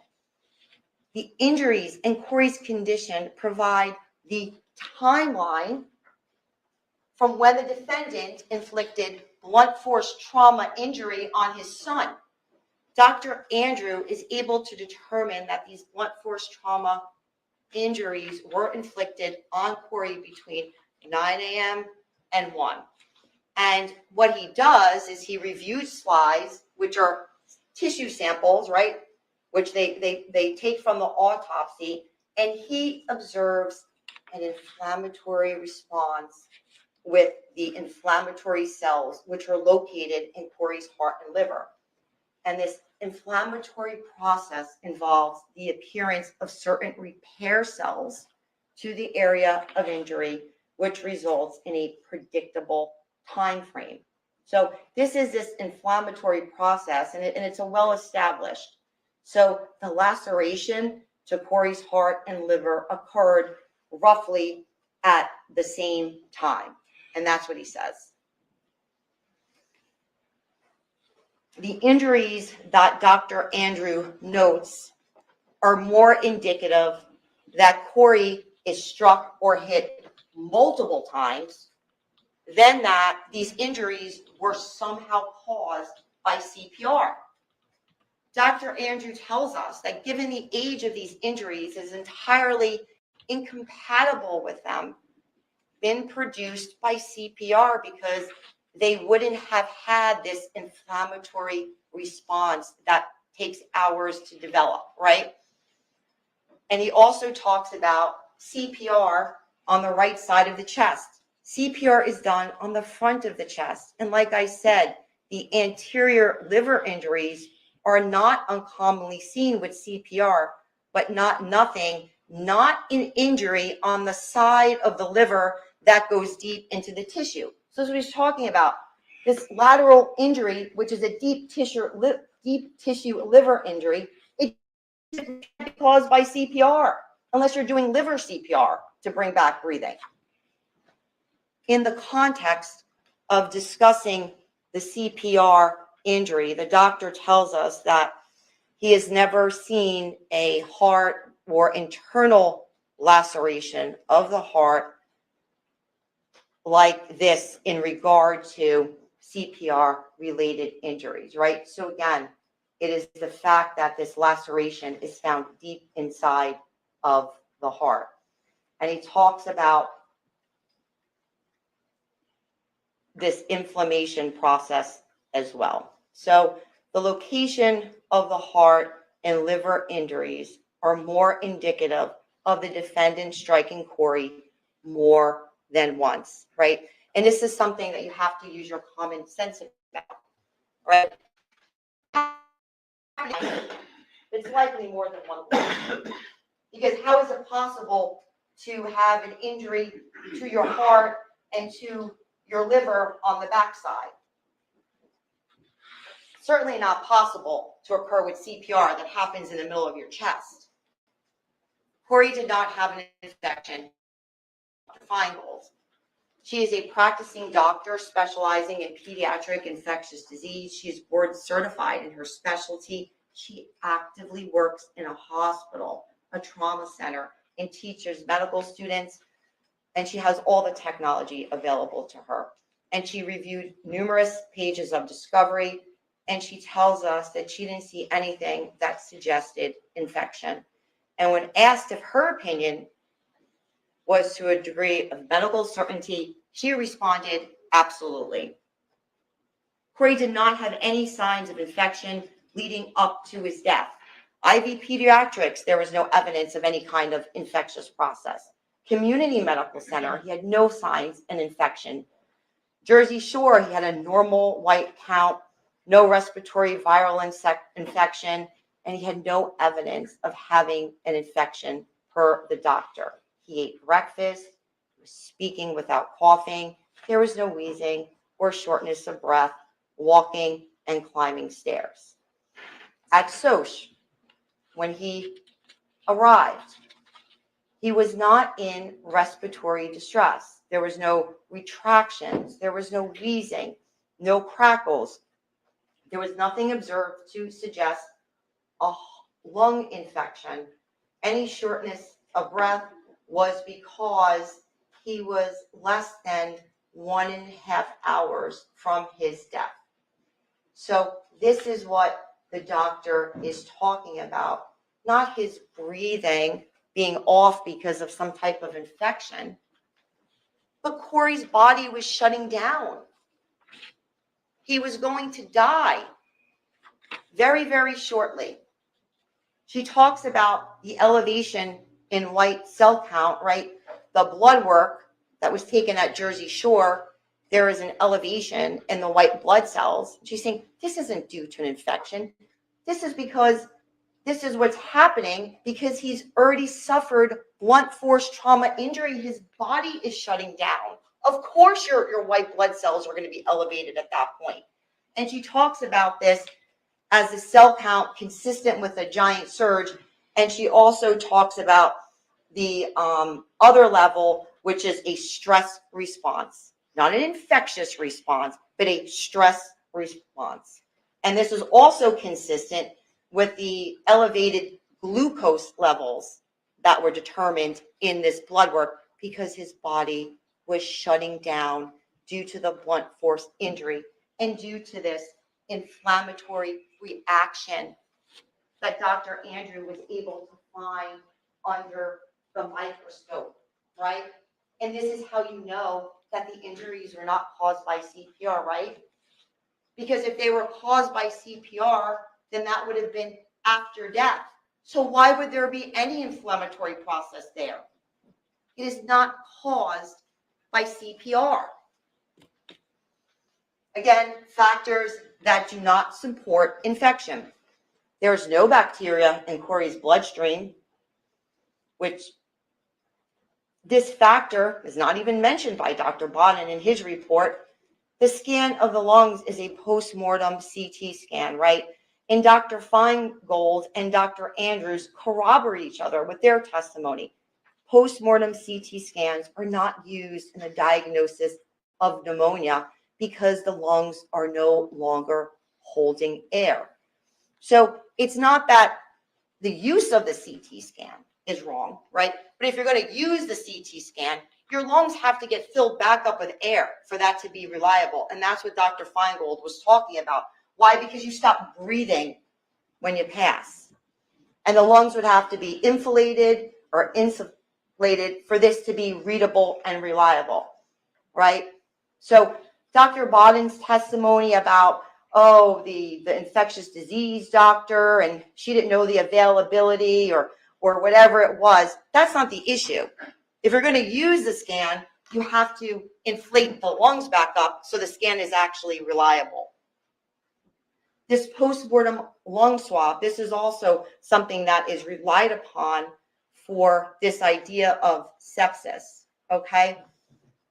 In this lung swab, what was grown, the staph, is one of the most common bacteria around. And this is from the infectious disease doctor who treats children with this all the time.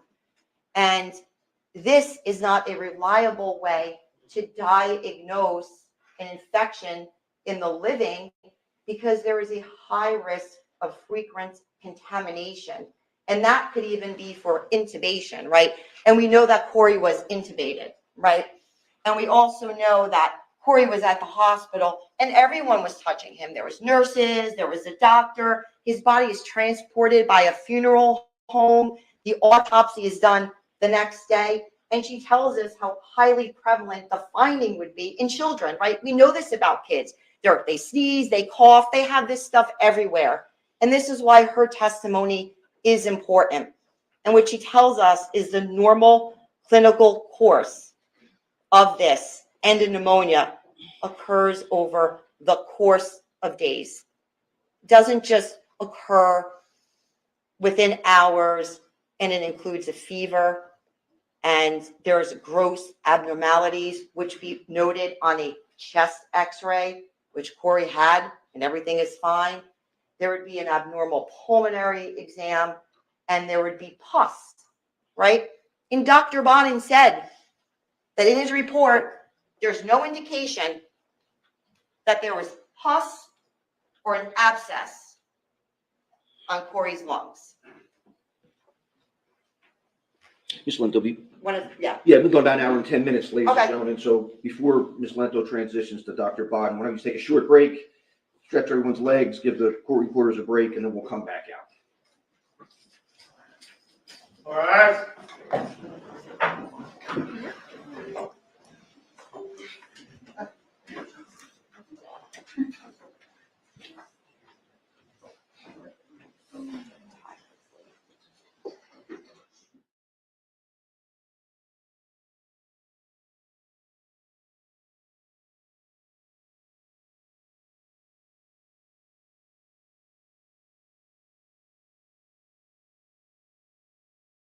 p.m.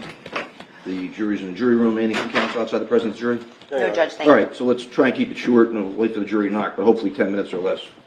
Thank you. Please exit.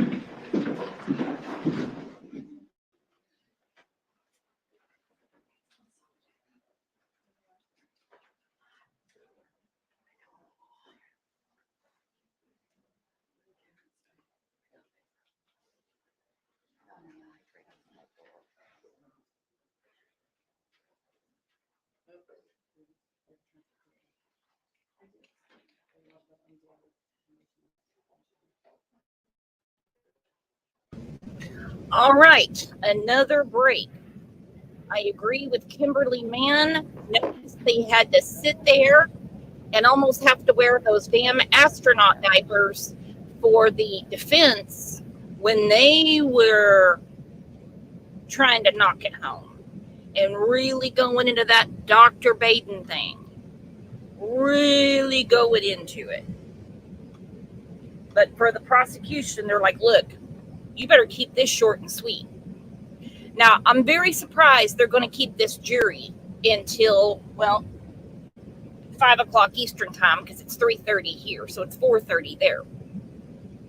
That's a long time for anybody to sit that can't get up and move around, go to the bathroom when they want, look at their cell phone, whatever. Let's face it, they're not getting a paycheck. What is it, $12 a day, and they might get a firehouse sub here and there? That's what you're really looking at. And it's such psychological warfare. And I know some people will be like, big deal, big deal, big deal. But studies have shown that when juries get real pissed off, it can go like one way or another. They're going to take it out on someone. They've heard bad things about Bree. They've heard bad things about Christopher Greger. I don't know. But think about it. At the end of the day, you're tired. You're cranky. So here the prosecution is giving them it, to me, is the case. This is the case. This is the real evidence. This is what you need to be deciding on, not that overpaid witness. That's nuts. But that's the order they did it in. When I heard the judge say they're going to have other options as opposed to first-degree murder, I was like, here we go. Now think about it. What in the hell is going on here? This is first-degree murder. In my book, this little boy is dead. He didn't have any pneumonia. Screw that COVID bullshit. He didn't have that. He had a torn heart and a torn liver. And this guy who probably got kicked $100,000 is sitting there going, oh, that was from CPR. He should have his license ripped from him. I don't care if it's just his opinion or not. That is horrible. I said it earlier today in the show. I couldn't believe it when he came up as a suggestion for me to go visit one of his workshops or whatever at CrimeCon. Whoo, buddy. If I get into the box wine at the bar and this goes sideways, somebody better, Angel P's going to have to drive across Tennessee to come get me out of jail because I know DT Driver won't do it. Kimberly Mann says, prove to me that his pockets got lined. I've never seen at this late stage them adding options. Never. Just imagine. Involuntary manslaughter. Involuntary manslaughter. That douche with his connections and everything could be out 4 or 5 years. Greg, how long is involuntary manslaughter in New York? Yeah.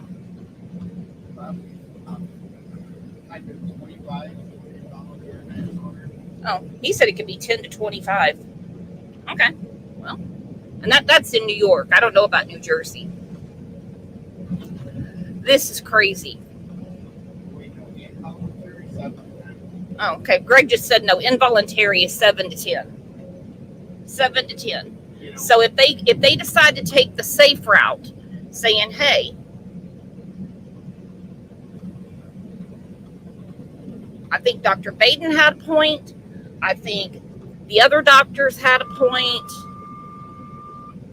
Involuntary, like Kimberly said, even if he got 10, he'd be out in 5. He's a young man.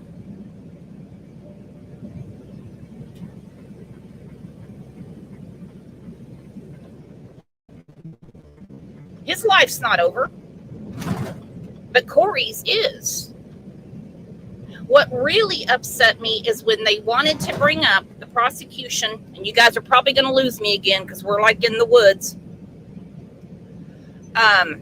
They wanted to bring up how Bree did not get to say her final goodbyes to her son because Monster Dad would not tell Bree what hospital they were at. And the judge said, no. We're not going to pull on the sympathy of the jurors.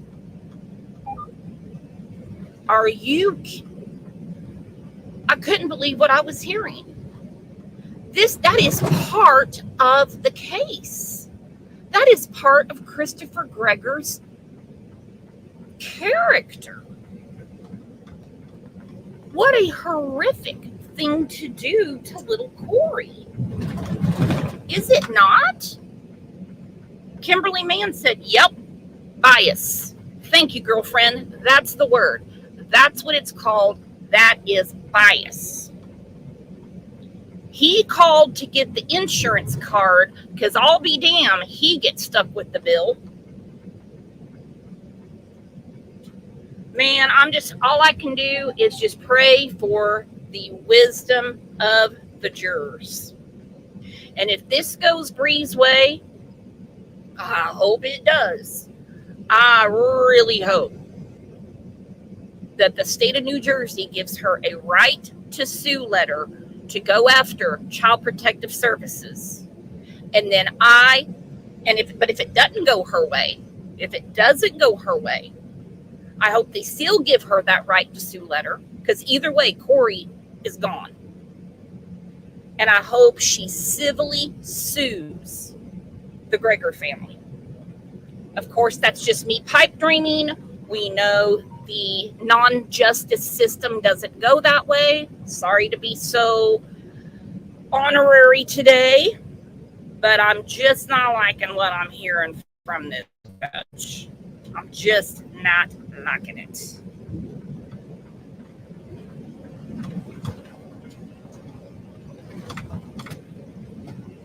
Also, I'm hopped up on Diet Dr. Pepper. And OJ is sleeping right next to me. Every now and then he kind of raises his head up and he looks out the window. He looks out the windshield and he's like, no birds. This is boring. Man, it makes me mad. All right, they're getting ready to start coming back in. Hang on, because it takes me a minute to connect, because we're going down the highway to raise hell.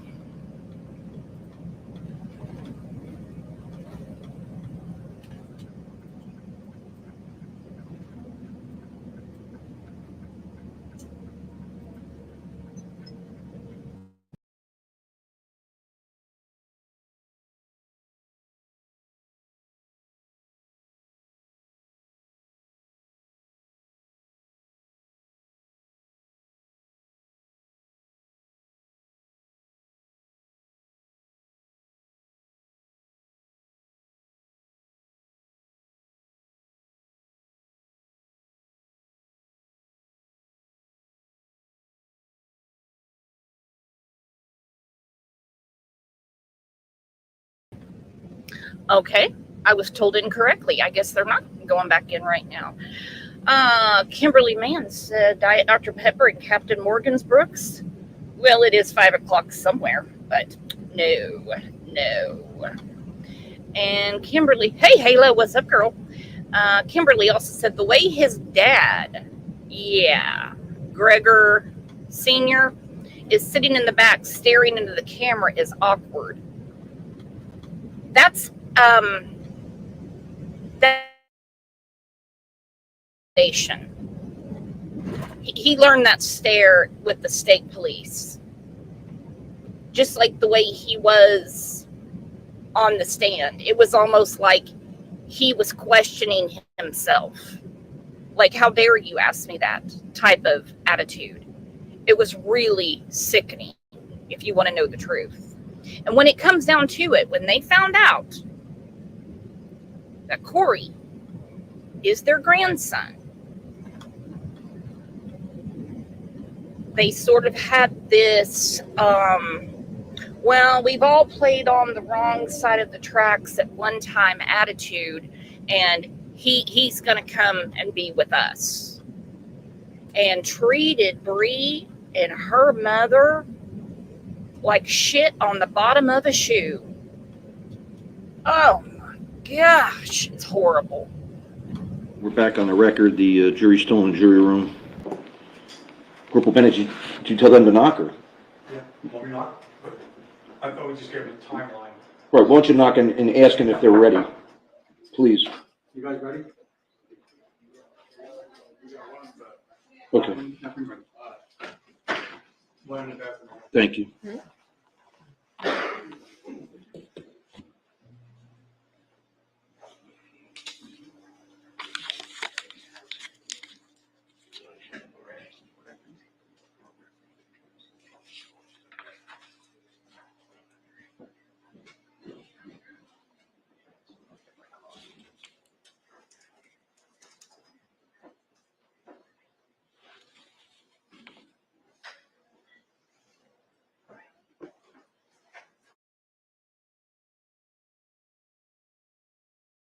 Perfect, all All right. right, 405.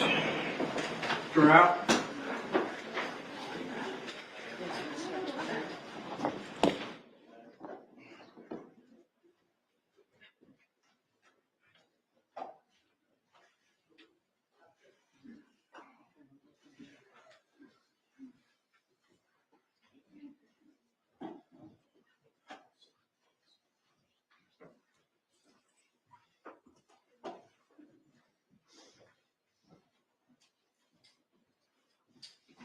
Thank you, ladies and gentlemen. We're going to continue with the state summation. Thank Ms. you, Lenzo. Judge.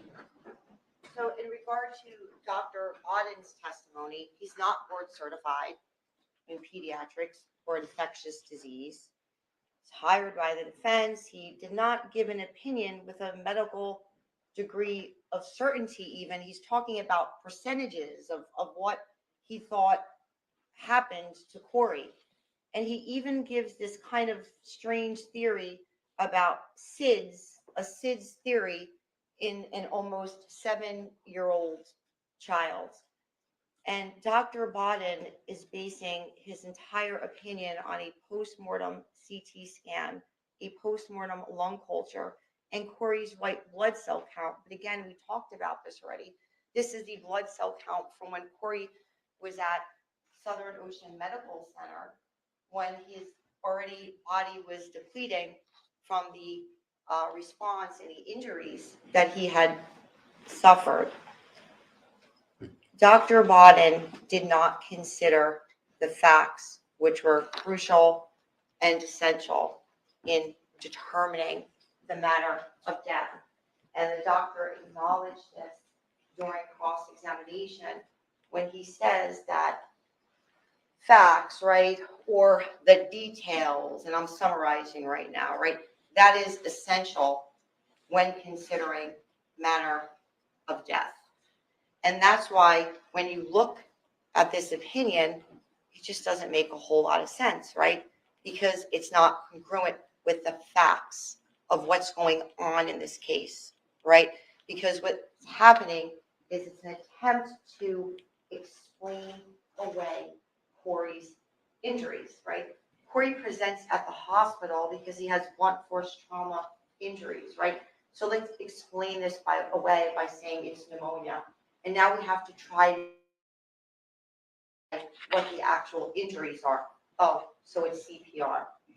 And the state submits to you that this is why this does not make sense, because it's not based in any fact, right? What is presenting, what is going on with Corey?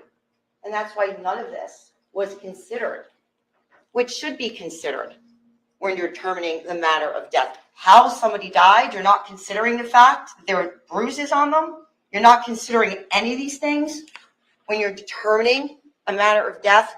It just doesn't make sense. And that's because it's an attempt to explain away the injury. This is what I'm speaking about, right? It just doesn't fit. You're trying to put a square peg in a round hole.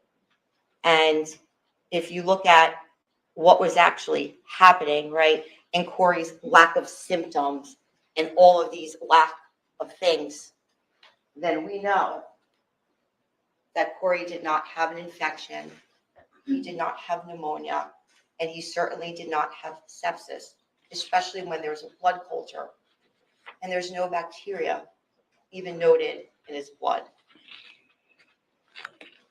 The fact that this is not pneumonia, right, this is corroborated, as we already discussed, by Dr. Andrew and Dr. Feingold, and by the direct observations of the people who are actually there, right, who are the nurses at the hospital who actually treat Corey.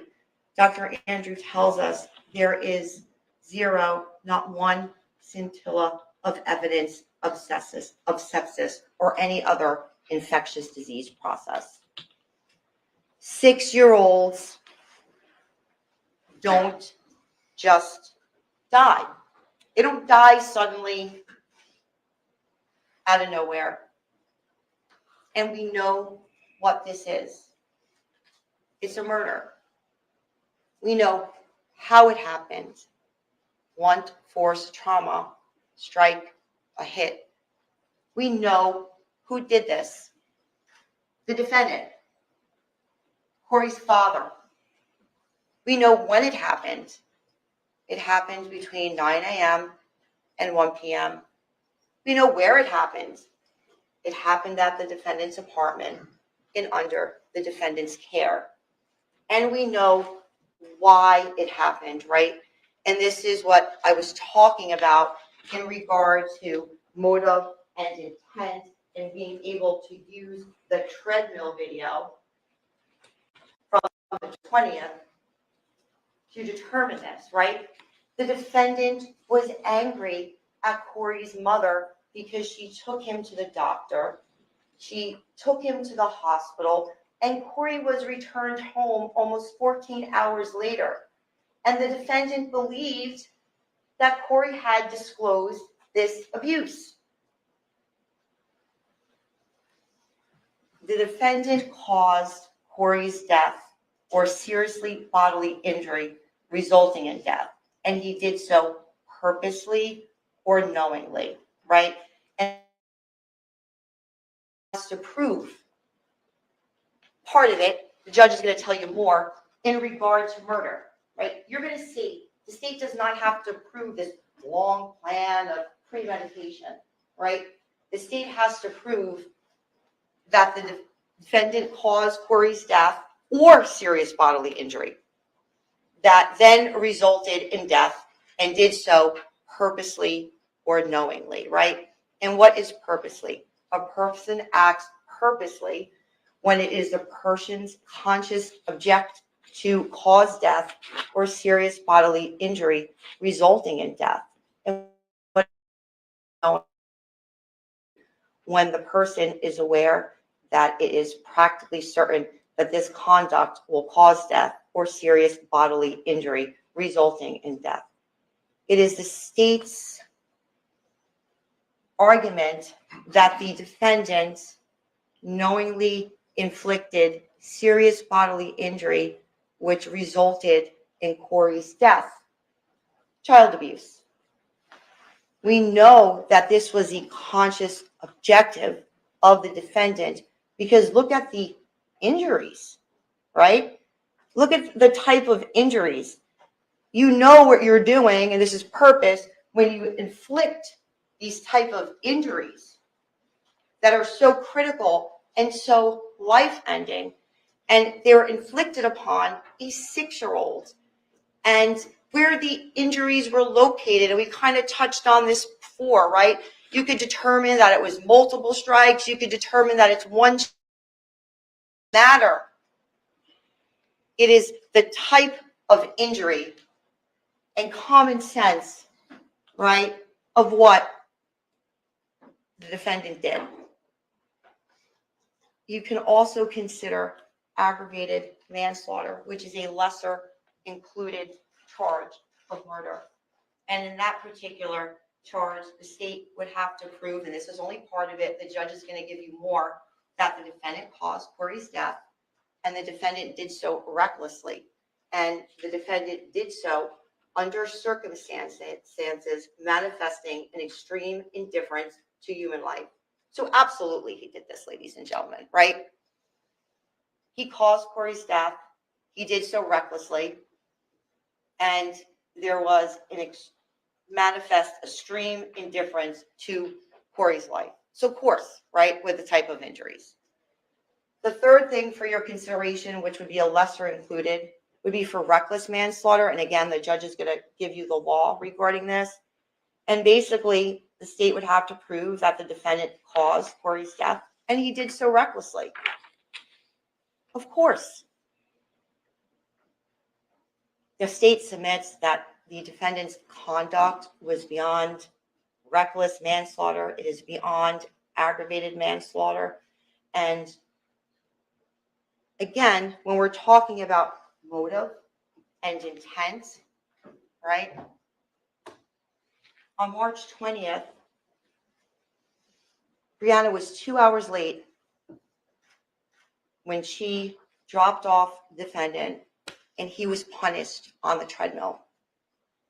On April 2nd, you know what the defendant's motive, his intent. We know that this wasn't an absence or mistake. Corey was 14 hours late, and his mom had him at the hospital all night. The injuries to Corey, and we talked about this already, were on two separate parts of his body. How he behaved at the hospital and when he fled, the kind of things and the amount of things that he deleted from his phone, his searches, even his garbage pail and his flight, this all shows that he killed Corey. Defendant's actions before and after Corey's death prove murder. The text messages on the morning of April 2nd show that he was angry and trying to get ahead of things because he does not know what happened at the hospital the night before. And he says, I'm going to court because you decided to go when you had 7 days last night, and by your text, you were still there at 12:50 at night. You are a detriment to Corey's health, and I will be going to court today about it. He sends that to Brianna at 6:46 a.m. that morning. By the way, school starts at 8:30, so have him back before 8:30, right? He sends this text to Brianna at 6:46 already that morning on the 2nd. Interesting, there is no school on April 2nd. He sends her a text message that morning on the 2nd at 8:37 in the morning where he says, I mean, considering you did kidnap my son for an entire day and night, the minimum that is happening is an entire day and night is going to be removed from your next visit maximum. Hopefully, the courts will agree with my application this morning and you will lose all rights. Well, I don't see anything in the court orders that we talked about that the defendant gets to be the dictator of custody times and all of these things. But the point of this is that at 8:37 in the morning, he is already fired up about this. The defendant tells people that Corey is fine. 8:56, text to Marcy. He confirms, yeah, Corey's fine after he's dropped off. And then he texts Amy, he's home, but I still applied for an emergent application to remove any visitation moving forward. Right? Good. Did she say why she kept him? Right? This is Amy now. Nope. Really? This is not correct. He knew exactly where Brianna was. Then to Amy to the defendant, he's okay, right? Yeah. Certainly not someone who is infected with hyperspeed pneumonia, causing their death. Defendant is furious and argues with Brianna, but does not say that anything is wrong with Corey. There's another text message conversation where she says to him, stop being so cocky. And ultimately, at the end of this conversation, the defendant says, shows how much evidence there is, doesn't it? You going to be in for a rude awakening today. And this shows you exactly what was going on in the defendant's mind. And cell phones today, right? Text message, searches, all of these things. They are screenshots into someone's mind of what they are doing.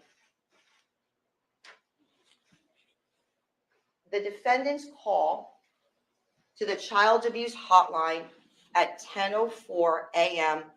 proves that the defendant murdered Corey, right? And this is a significant thing, this call, because there is a lot in there, right? Defendant's words and what he really says. In this call, and there was a transcript, he says he's unsure where Brianna lives. Really? He has no idea where she lives? There's thousands of messages between them. He also says that there's no phone number readily available. He's actually actively texting with Brianna when he's making this phone call. And there was testimony that there was about 800 messages between the two of them. It's also confirmed about the worker saying that there had to be 7 days for the evaluation, right? And what's the reality of the evaluation? Well, the defendant had already canceled that, right? And what he says is that Corey's mother was radio silent from 7:30 until 1 a.m. Well, we know that that's not true. We know about the phone call and the text messages. Defendant's call, as we continue, the defendant's words are that Brianna would not leave Corey's side. Yeah. Because she thinks that Corey is being abused. And then he talks about not being there for his son. And he talks about Corey came home and told me, and the fact that he is so worried. And the reason that he wants to be there for his son is not because he cares about Corey. It's because he doesn't want him evaluated and he doesn't want him talking. And this is the most interesting part of this call. And this is what he says. Now, after she had him for an extended period of time yesterday and had him at the hospital and was coaching him to say that I hit him, he said it. So my big concern is just, that her coaching is going to be disregarded and it's only going to be regarded as him and his statement. So who is he referring to? He's talking about Corey. And what does it show? It shows you that on that morning, the defendant believed that Corey had made a disclosure. But what is even more interesting about it is look at the word he uses. He uses the word hit. Corey never said that he was hit by his father. You heard the pediatrician is that he fell off the treadmill. And this is precisely where the defendant slips up in this call. Because when Corey got home that morning on the 2nd, he inflicted blunt trauma injuries and he hit him. We know what his motivations are. We know what his intent was. Why is he using that word? And this follows with the fact that this is what the defendant does. He diffuses, he deflects, he distracts, right? And he then in this call starts going after Brianna. And why is he doing this, right? We know that he's already abused Corey on this treadmill, right? You have to keep this in mind. This is all after that. So what is he saying in this call? He's talking about, oh, I'm concerned that she's relapsing and she's erratic and there's no rationale behind it. But then he says, well, there's no specific evidence in that regard. Why? Because he has to place blame on Corey's mother because this is how he continues to effectuate his abuse. He then begins to attack her family. And then he's talking about coaching. Coached. Know what happened to Corey. This is what he's calling and saying after the treadmill. Corey never disclosed, and I said this before, that he was hit. He said he fell from the treadmill. The defendant is the only person who ever uses the word hit. And that's because he hit. The call to the hotline is evidence of murder, not pneumonia in sepsis. Corey wasn't sick. There's no report of Corey acting loopy when he got home. There's no report of pneumonia 6 hours before going to the hospital and 7 hours before death. There's a confirmation that there is no suspected COVID, right, on this call. There is a confirmation on this call that there are no respiratory infections, coughs, sore throat, or anything like that. Think about this, ladies and gentlemen, right? If Corey would have been returned sick or injured or any of these things, right? He would have been blowing up this screener in DCP complaining about Corey's mother. He would have been telling anybody who would listen about this. That's because Corey's fine. He would have been texting everybody. He would have been telling everybody this. Defendant's actions after the hotline call until Corey goes to the hospital corroborate that the defendant inflicted fatal injuries to Corey that morning, right? The defendant begins texting with Margie early that morning, and the two have never met in person, but according to the text, the two are going to meet for the first time at the defendant's apartment that night. These texts, what they demonstrate is a total lack of disregard for Corey, right? They demonstrate that Corey does not have a pneumonia because it's the same thing, right? If there would have been anything wrong with Corey, he would have been texting away, oh, she did this, she did that, because Corey is fine. Defendant would not miss an opportunity to blame Corey's mother or complain. Corey is fine. Defendant's actions after the hotline call corroborate, right? Defendant texts Marcy at 11:53, right? Oh, since I took off from work, my son is sleeping, right? The next text, 12 o'clock, nice. I might take a nap so I don't fall asleep at 10 p.m. on you, LOL. 12:14, do you desire a traditional pizza? It's talking about pizza. 12:19, I am actually really excited to see you. 12:23, there's a photo of pizza and there's more talk about pizza. 12:51, you play chess. 1:01, well, just let me know when is the earliest that you can come. 1:46, I'll be able to set it up. I'm super excited after destroying you and party. He's talking about a video game, okay? If Corey was symptomatic and dying of pneumonia, would this be his text messages? Of course not. And I know that is hard to conceive how somebody could act like this, right?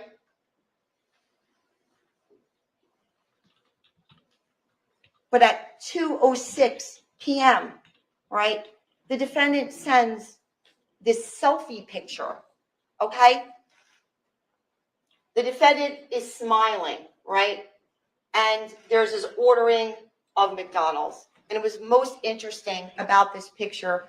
Corey does not look good in the picture, but look, ladies and gentlemen, Corey is not wearing a shirt in the picture, okay? And what does that tell you? He went that day with the clothes his mother sent him in, which was a sweatshirt and jeans and underwear. And Corey's mother identified this underwear, right? And where is that found? It is found in this garbage pail when this was delayered. So we know by this picture, right, what is the significance of this? Corey does not look well. He has a blanket up. All his bruising would be covered, or anything would be covered. But we know that not only was the injury inflicted before 2:06, but we also know that Corey was having symptoms before 2:06. The facts of the case corroborate Dr. Andrews' findings. And this is what I was talking about in terms of the layering of this garbage can, right? And you can see that the soiled clothes are in there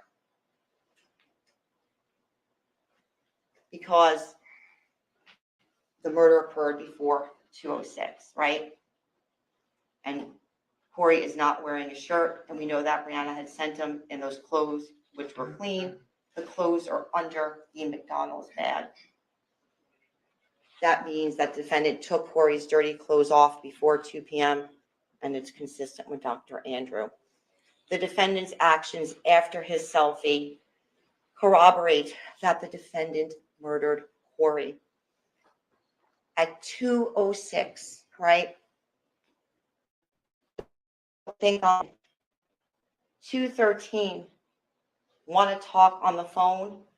This is after the picture, right? And I understand, ladies and gentlemen, it's hard to fathom that someone could have such a lack of disregard for this child. At 3:08:37, the defendant searches and later deletes loss of consciousness, sleepy, and nauseous. This was at 3:08. The defendant did not delete all of his searches. He deleted specific searches. At 3:22, right? 26 minutes before arriving at the hospital, the defendant sends a text message to Marcy where he says, "I'm so excited, ha ha." Even after the defendant takes Corey to the hospital, he is still texting Marcy about their plans, right? He's texting her the whole time because he does not care about Corey. He doesn't care about his health. He doesn't care about anything. And he left that kid while he was there, not checking him in his apartment, while Corey was passing from the injuries, and then he takes him to the hospital. By 3:08, Corey has lost consciousness, yet he's not brought to the hospital until 3:48. That is the time that he is brought to the hospital. And despite Corey losing consciousness, which is deleted from his phone, the search, he does not call 911. What does that show? This child is in this critical condition, and you don't call 911 and you don't call an ambulance. You know why? Two different things. He didn't want anyone inside his apartment. He just didn't care about Corey. No life-saving measures. He only goes to the hospital after a 13-minute phone call with his mother, right? And this is why he goes to the hospital. He goes to the hospital because he talks to his mother. He goes to the hospital because he doesn't want Corey to die in his house. He doesn't care about Corey. The only person he cares about is himself.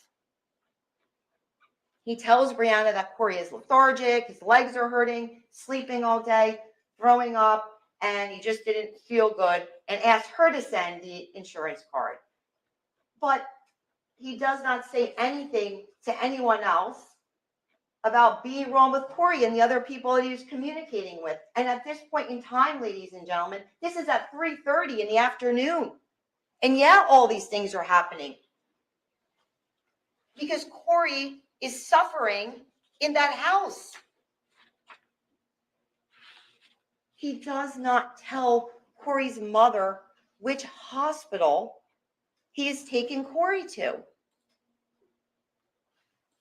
because the defendant knows that if anyone else speaks to these doctors, that all of this is going to be a problem for him. And instead of taking Corey and calling an ambulance and exercising any type of care for this child, he puts him in the back seat of his car. Corey is in critical condition when he arrives at that hospital. He's not being treated by 911. He's just in the back seat of the car. And that's the back seat of the car, right? With the towels.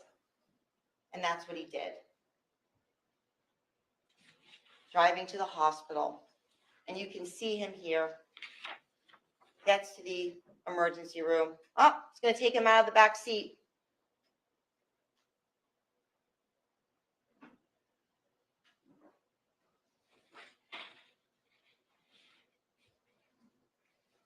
And you can see Corey's condition.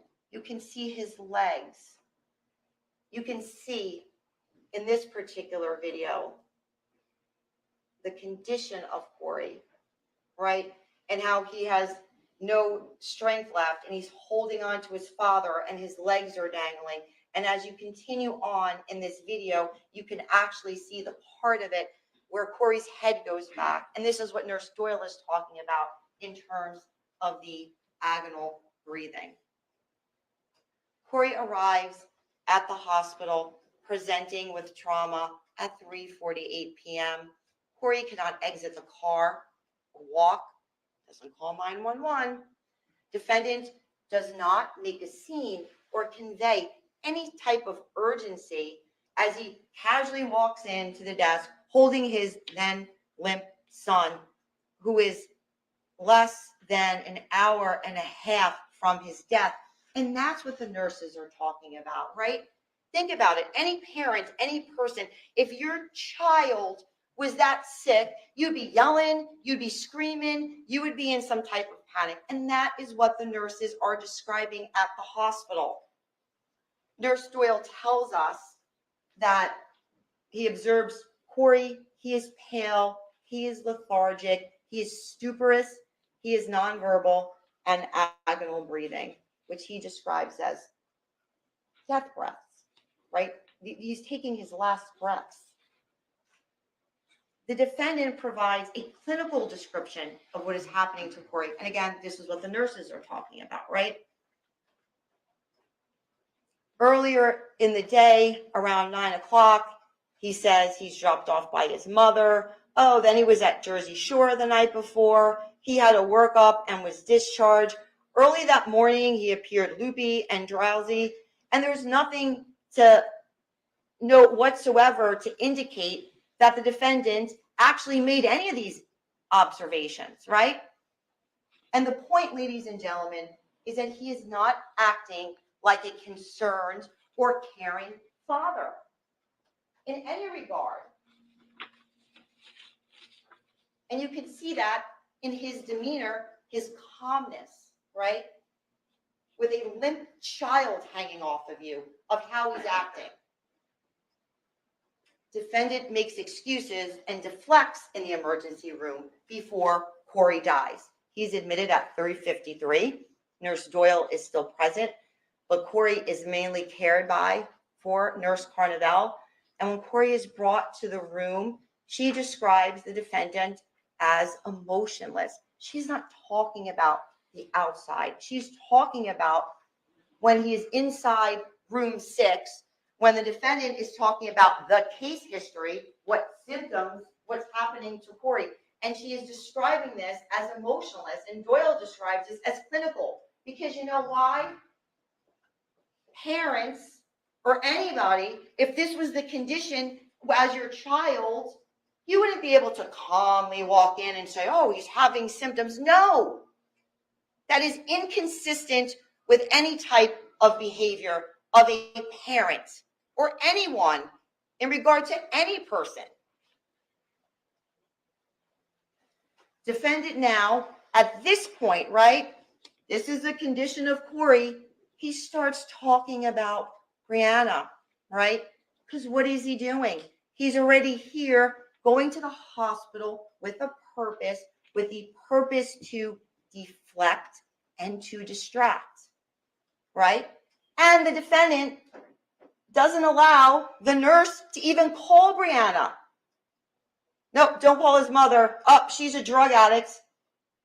What does that have to do with anything at this moment?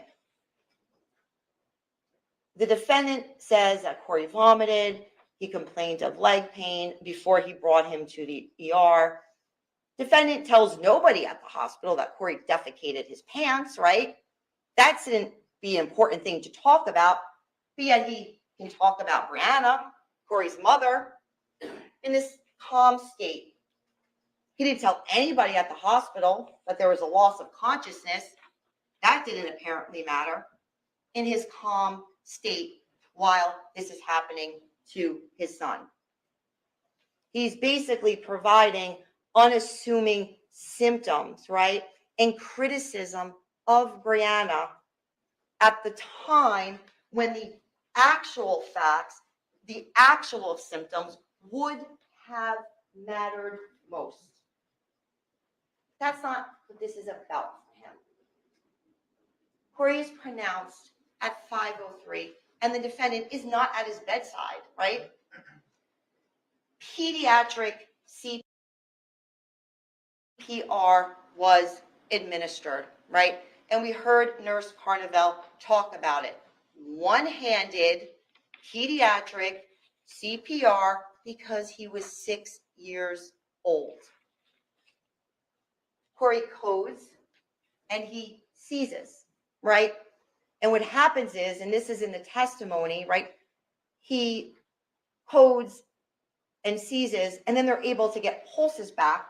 Then they get him to the CT scan, right? Because they get pulses back, right? So this is this whole thing with CPR. It's not a continuous act of CPR. They get pulses back, and they try to bring him to get the scan. And Corey codes again.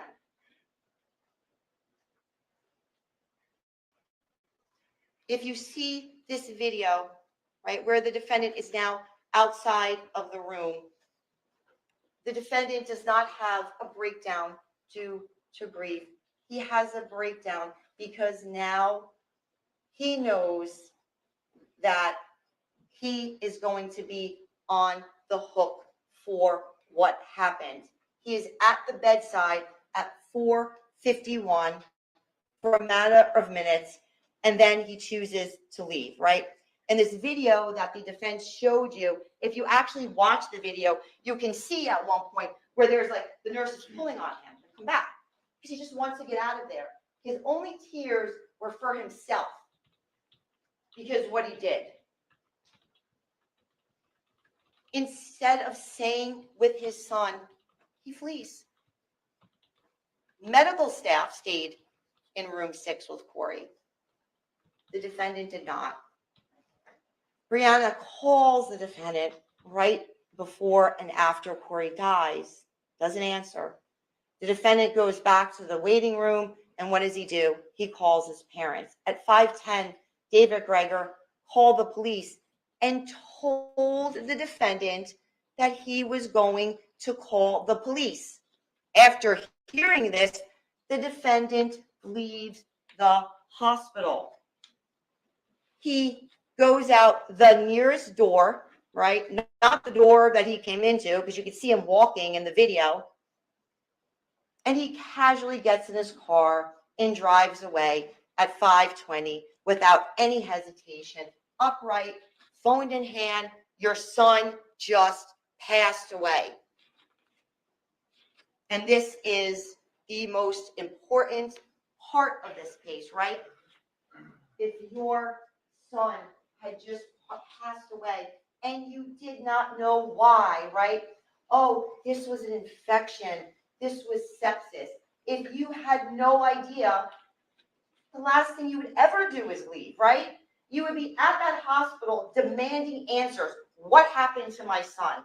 You would be screaming and yelling. But you know what? The defendant didn't have to do that because you know why? He already had the answers because he knew what he did, right? If he thought Brianna had anything to do with it, he would have been calling and screaming at her, what did you do to my son? He does none of this because he already had the answers, right? Because that is not how any normal human being would act in those circumstances when a 6-year-old son just passes away and you don't know why. You would stay there as long as you possibly can. You would do anything to find answers. The defendant is gone before his parents arrive, and his parents have to clean up the mess. The defendant does not search for answers, and no one at the hospital talks about a GI bleed. And you can see him right there when he's leaving the hospital. Oh, man, my 6-year-old just died. So that's what a father does, ladies and gentlemen. He's able to drive. He's able to talk on the phone. The defendant fled because he knew what he did. The defendant was the last person with Corey. He knew that he was going to be investigated, and he knew what he did. So he gave himself distance and time. The defendant put hundreds of miles and multiple states between him and what he knowingly did to Corey. A Barnegat sergeant calls the defendant at 5:24. He rejects the phone call. At 5:25, there's a missed call. At 6:10, he states, "Can your phone be tracked in airplane mode? And can my car be tracked?" This is what he's searching after his 6-year-old son dies. He did not want the police to find his car, his phone, or him. This is not because he is concerned about Corey. He's concerned about himself. The defendant then puts his phone in airplane mode from 6:31 p.m. on April 2nd, right after he's searching, can you be tracked, puts his phone in airplane mode, and doesn't even put it on again until the next day, April 3rd at 2:19 p.m. He then turns his phone back on. And when he turns the phone back on, where is he? He's in Arkansas, near the Texas border. That's how someone acts when their son dies and they don't know how it happens. The defendant's flight is highly corroborative of his guilt. And the judge is also going to talk about consciousness of guilt and give you a charge relating to this, right? He didn't just go to another place in New Jersey or a home of a relative or a friend to say, "Oh, I'm mourning and this is so terrible." But he travels a substantial distance and he does this quickly. He's already in that location by that time. How fast is he going? This is not an expression of grief. Okay, and then what continues to happen is a girl comes down and he meets her at the airport, right? And ultimately, there's testimony from the defendant's father that, hey, that summer, him and his girlfriend are going on the Appalachian Trail, taking a van trip to Maine. He is no longer encumbered by Corey, who is a stranger to him. The defendant only comes back because he is assured by his father. He does not turn around until after he spoke to his father for about 25 minutes. And his father tells him, "You got to come back." He knows the status of the investigation and he's not yet been charged. And what does he do? He stops outside of Nashville, of all places. "Oh, my son just died. Let me go to Nashville," right? That's a grieving father.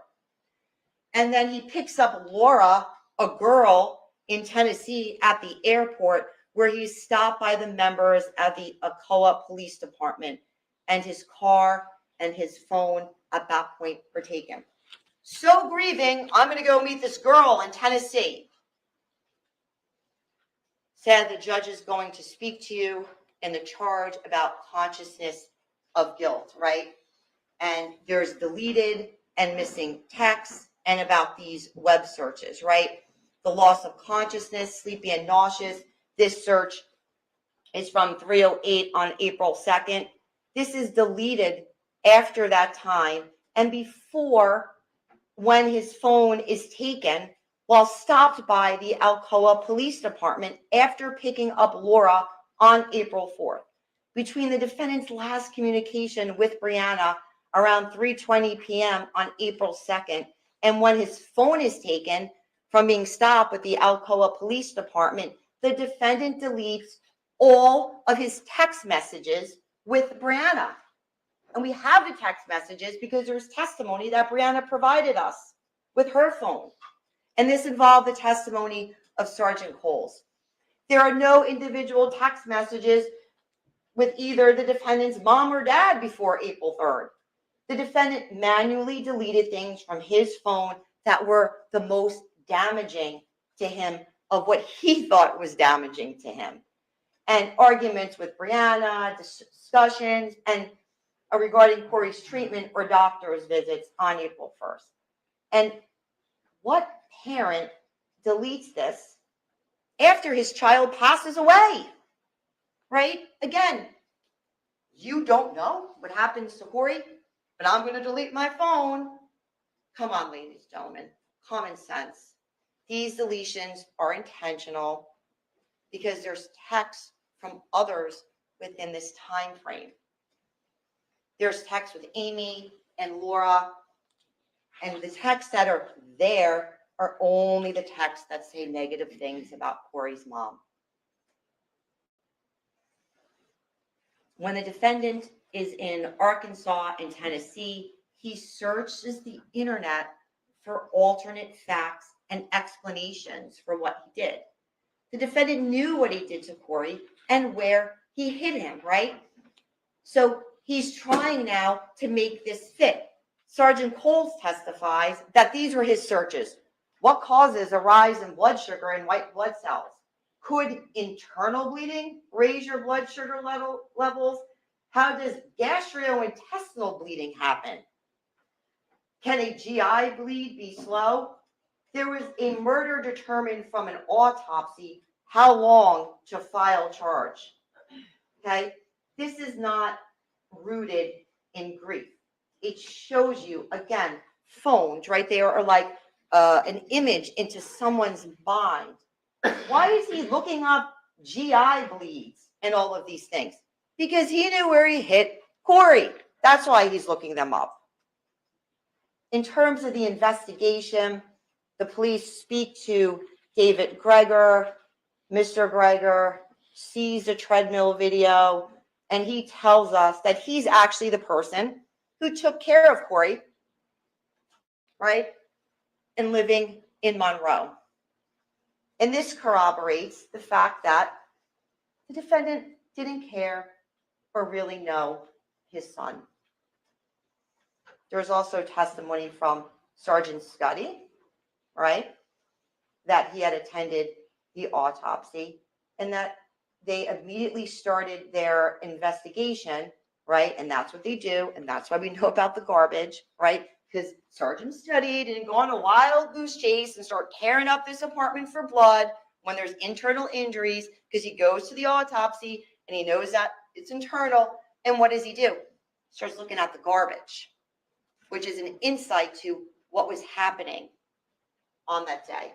The other sergeant testified about the defendant's car and phone, which were recovered in Alcoa. Ladies and gentlemen, again, based upon the witnesses that have testified, based upon the evidence that was presented in this courtroom, there is no doubt, firmly convinced that the defendant is the only person who did this to his own son. Corey Travis Michello was 6 years old. He was in first grade. He loved the solar system. He was described as being silly and smart. He was murdered by his father, the person who was supposed to protect him and take care of him the most. There's no question what he did to Corey on April 2nd. His final act of child abuse. This case is about Corey. This case is about Corey and how he became the ultimate victim of the defendant's punishment and abuse. 6-year-olds just don't die, and neither did Corey. State thanks you for your time and consideration, myself and Assistant Prosecutor Schrom. Thank you. Thank you. So obviously it's late. I think we all agree we'll charge a jury tomorrow. Yes. Any objection to that? So ladies and gentlemen, I ask you to come in at 9 tomorrow, probably be better for parking, I would hope.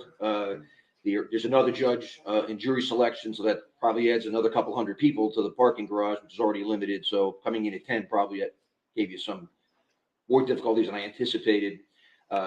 Again, we're going to recess, but you still need the jury instructions. You're the judges of the facts, but you have to apply the facts as you find them to the laws I give them to you. So you can't start to think about things yet. And the only time you're allowed to deliberate, of course, is when you're together in the jury room.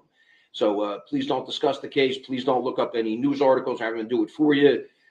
Again, just tell your immediate family and your employer, if you have to report in, that trial's continuing, you're coming back tomorrow, and please don't say anything else. Again, if anyone comes up to you, if anyone says anything to you, whether at home or outside, don't discuss it with that person, and don't tell your fellow jurors. Report it to me immediately tomorrow. I think juror number 13, you had said you have something tomorrow afternoon. Oh, it's Friday. Okay. So for now, we'll worry about that tomorrow afternoon then. All right. Thank you. I misunderstood. So anything else from council? No, Judge, No, you're thank you. All right. Thanks so much, ladies and gentlemen.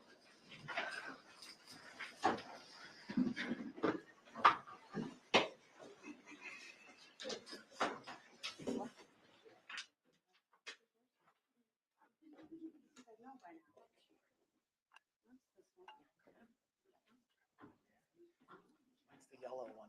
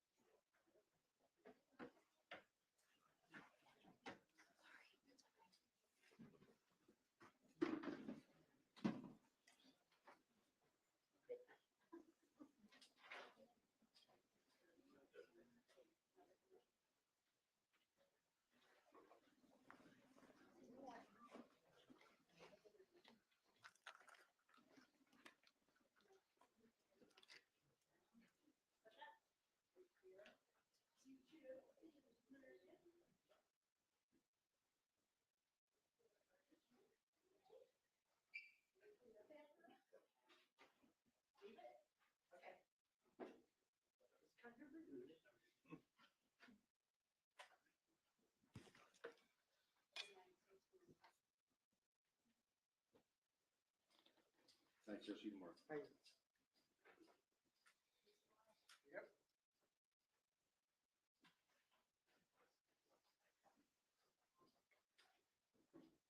Good job.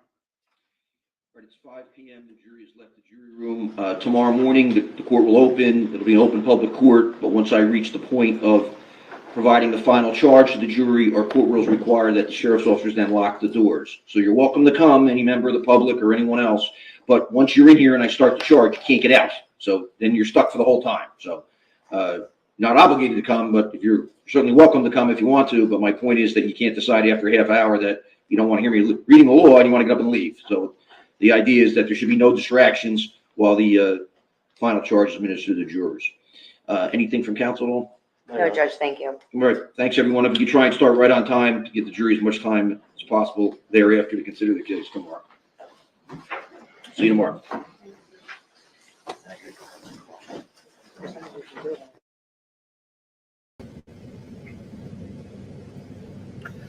Okay, there it is.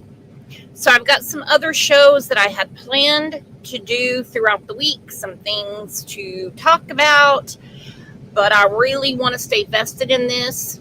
Again, I know what the buzz is around the YouTube streets. They can have it. Trust me. The bullshit's always waiting for us. You know what I'm saying? But what's going on here, can't wait. So we'll be back here tomorrow, 8 o'clock my time. So that's 8 o'clock Central, 9 o'clock their time. He's going to go through the instructions to the jury. I'm really concerned about these instructions because I want to see how he puts it to them. That's the judge, of course. Because the whole reckless manslaughter being on the table is a bit unnerving. And I couldn't imagine being Corey's mama, his grandma. I couldn't imagine having to think about that tonight. The whole what if they believe the defense expert? What if they decide to, just go the safe route and say, hey, they both could be right and they do just child endangerment? And this fool just gets some community service. I mean, I don't know. And then we'll officially be on verdict watch. I've tried that before where I put up a place marker, but then I have a whole chat of people going, the verdict's not in, Brooks, this is clickbait. So again, we'll just have to set our reminders. So that way, when we go live, of course, I try to cross post it as much as I can, but we all get our social media in different ways. So you guys have a great rest of your afternoon. Get you some yummy food, get you a drink, have a bubble bath, because I'm on pins and needles. So I'll see you back here tomorrow morning. You guys are the best. Thanks for bearing with me. I know it was kind of in and out, with the Wi-Fi signal and everything. Doing the best I can here. So y'all, again, you're the best. Have a great rest of your evening. Love you bunches.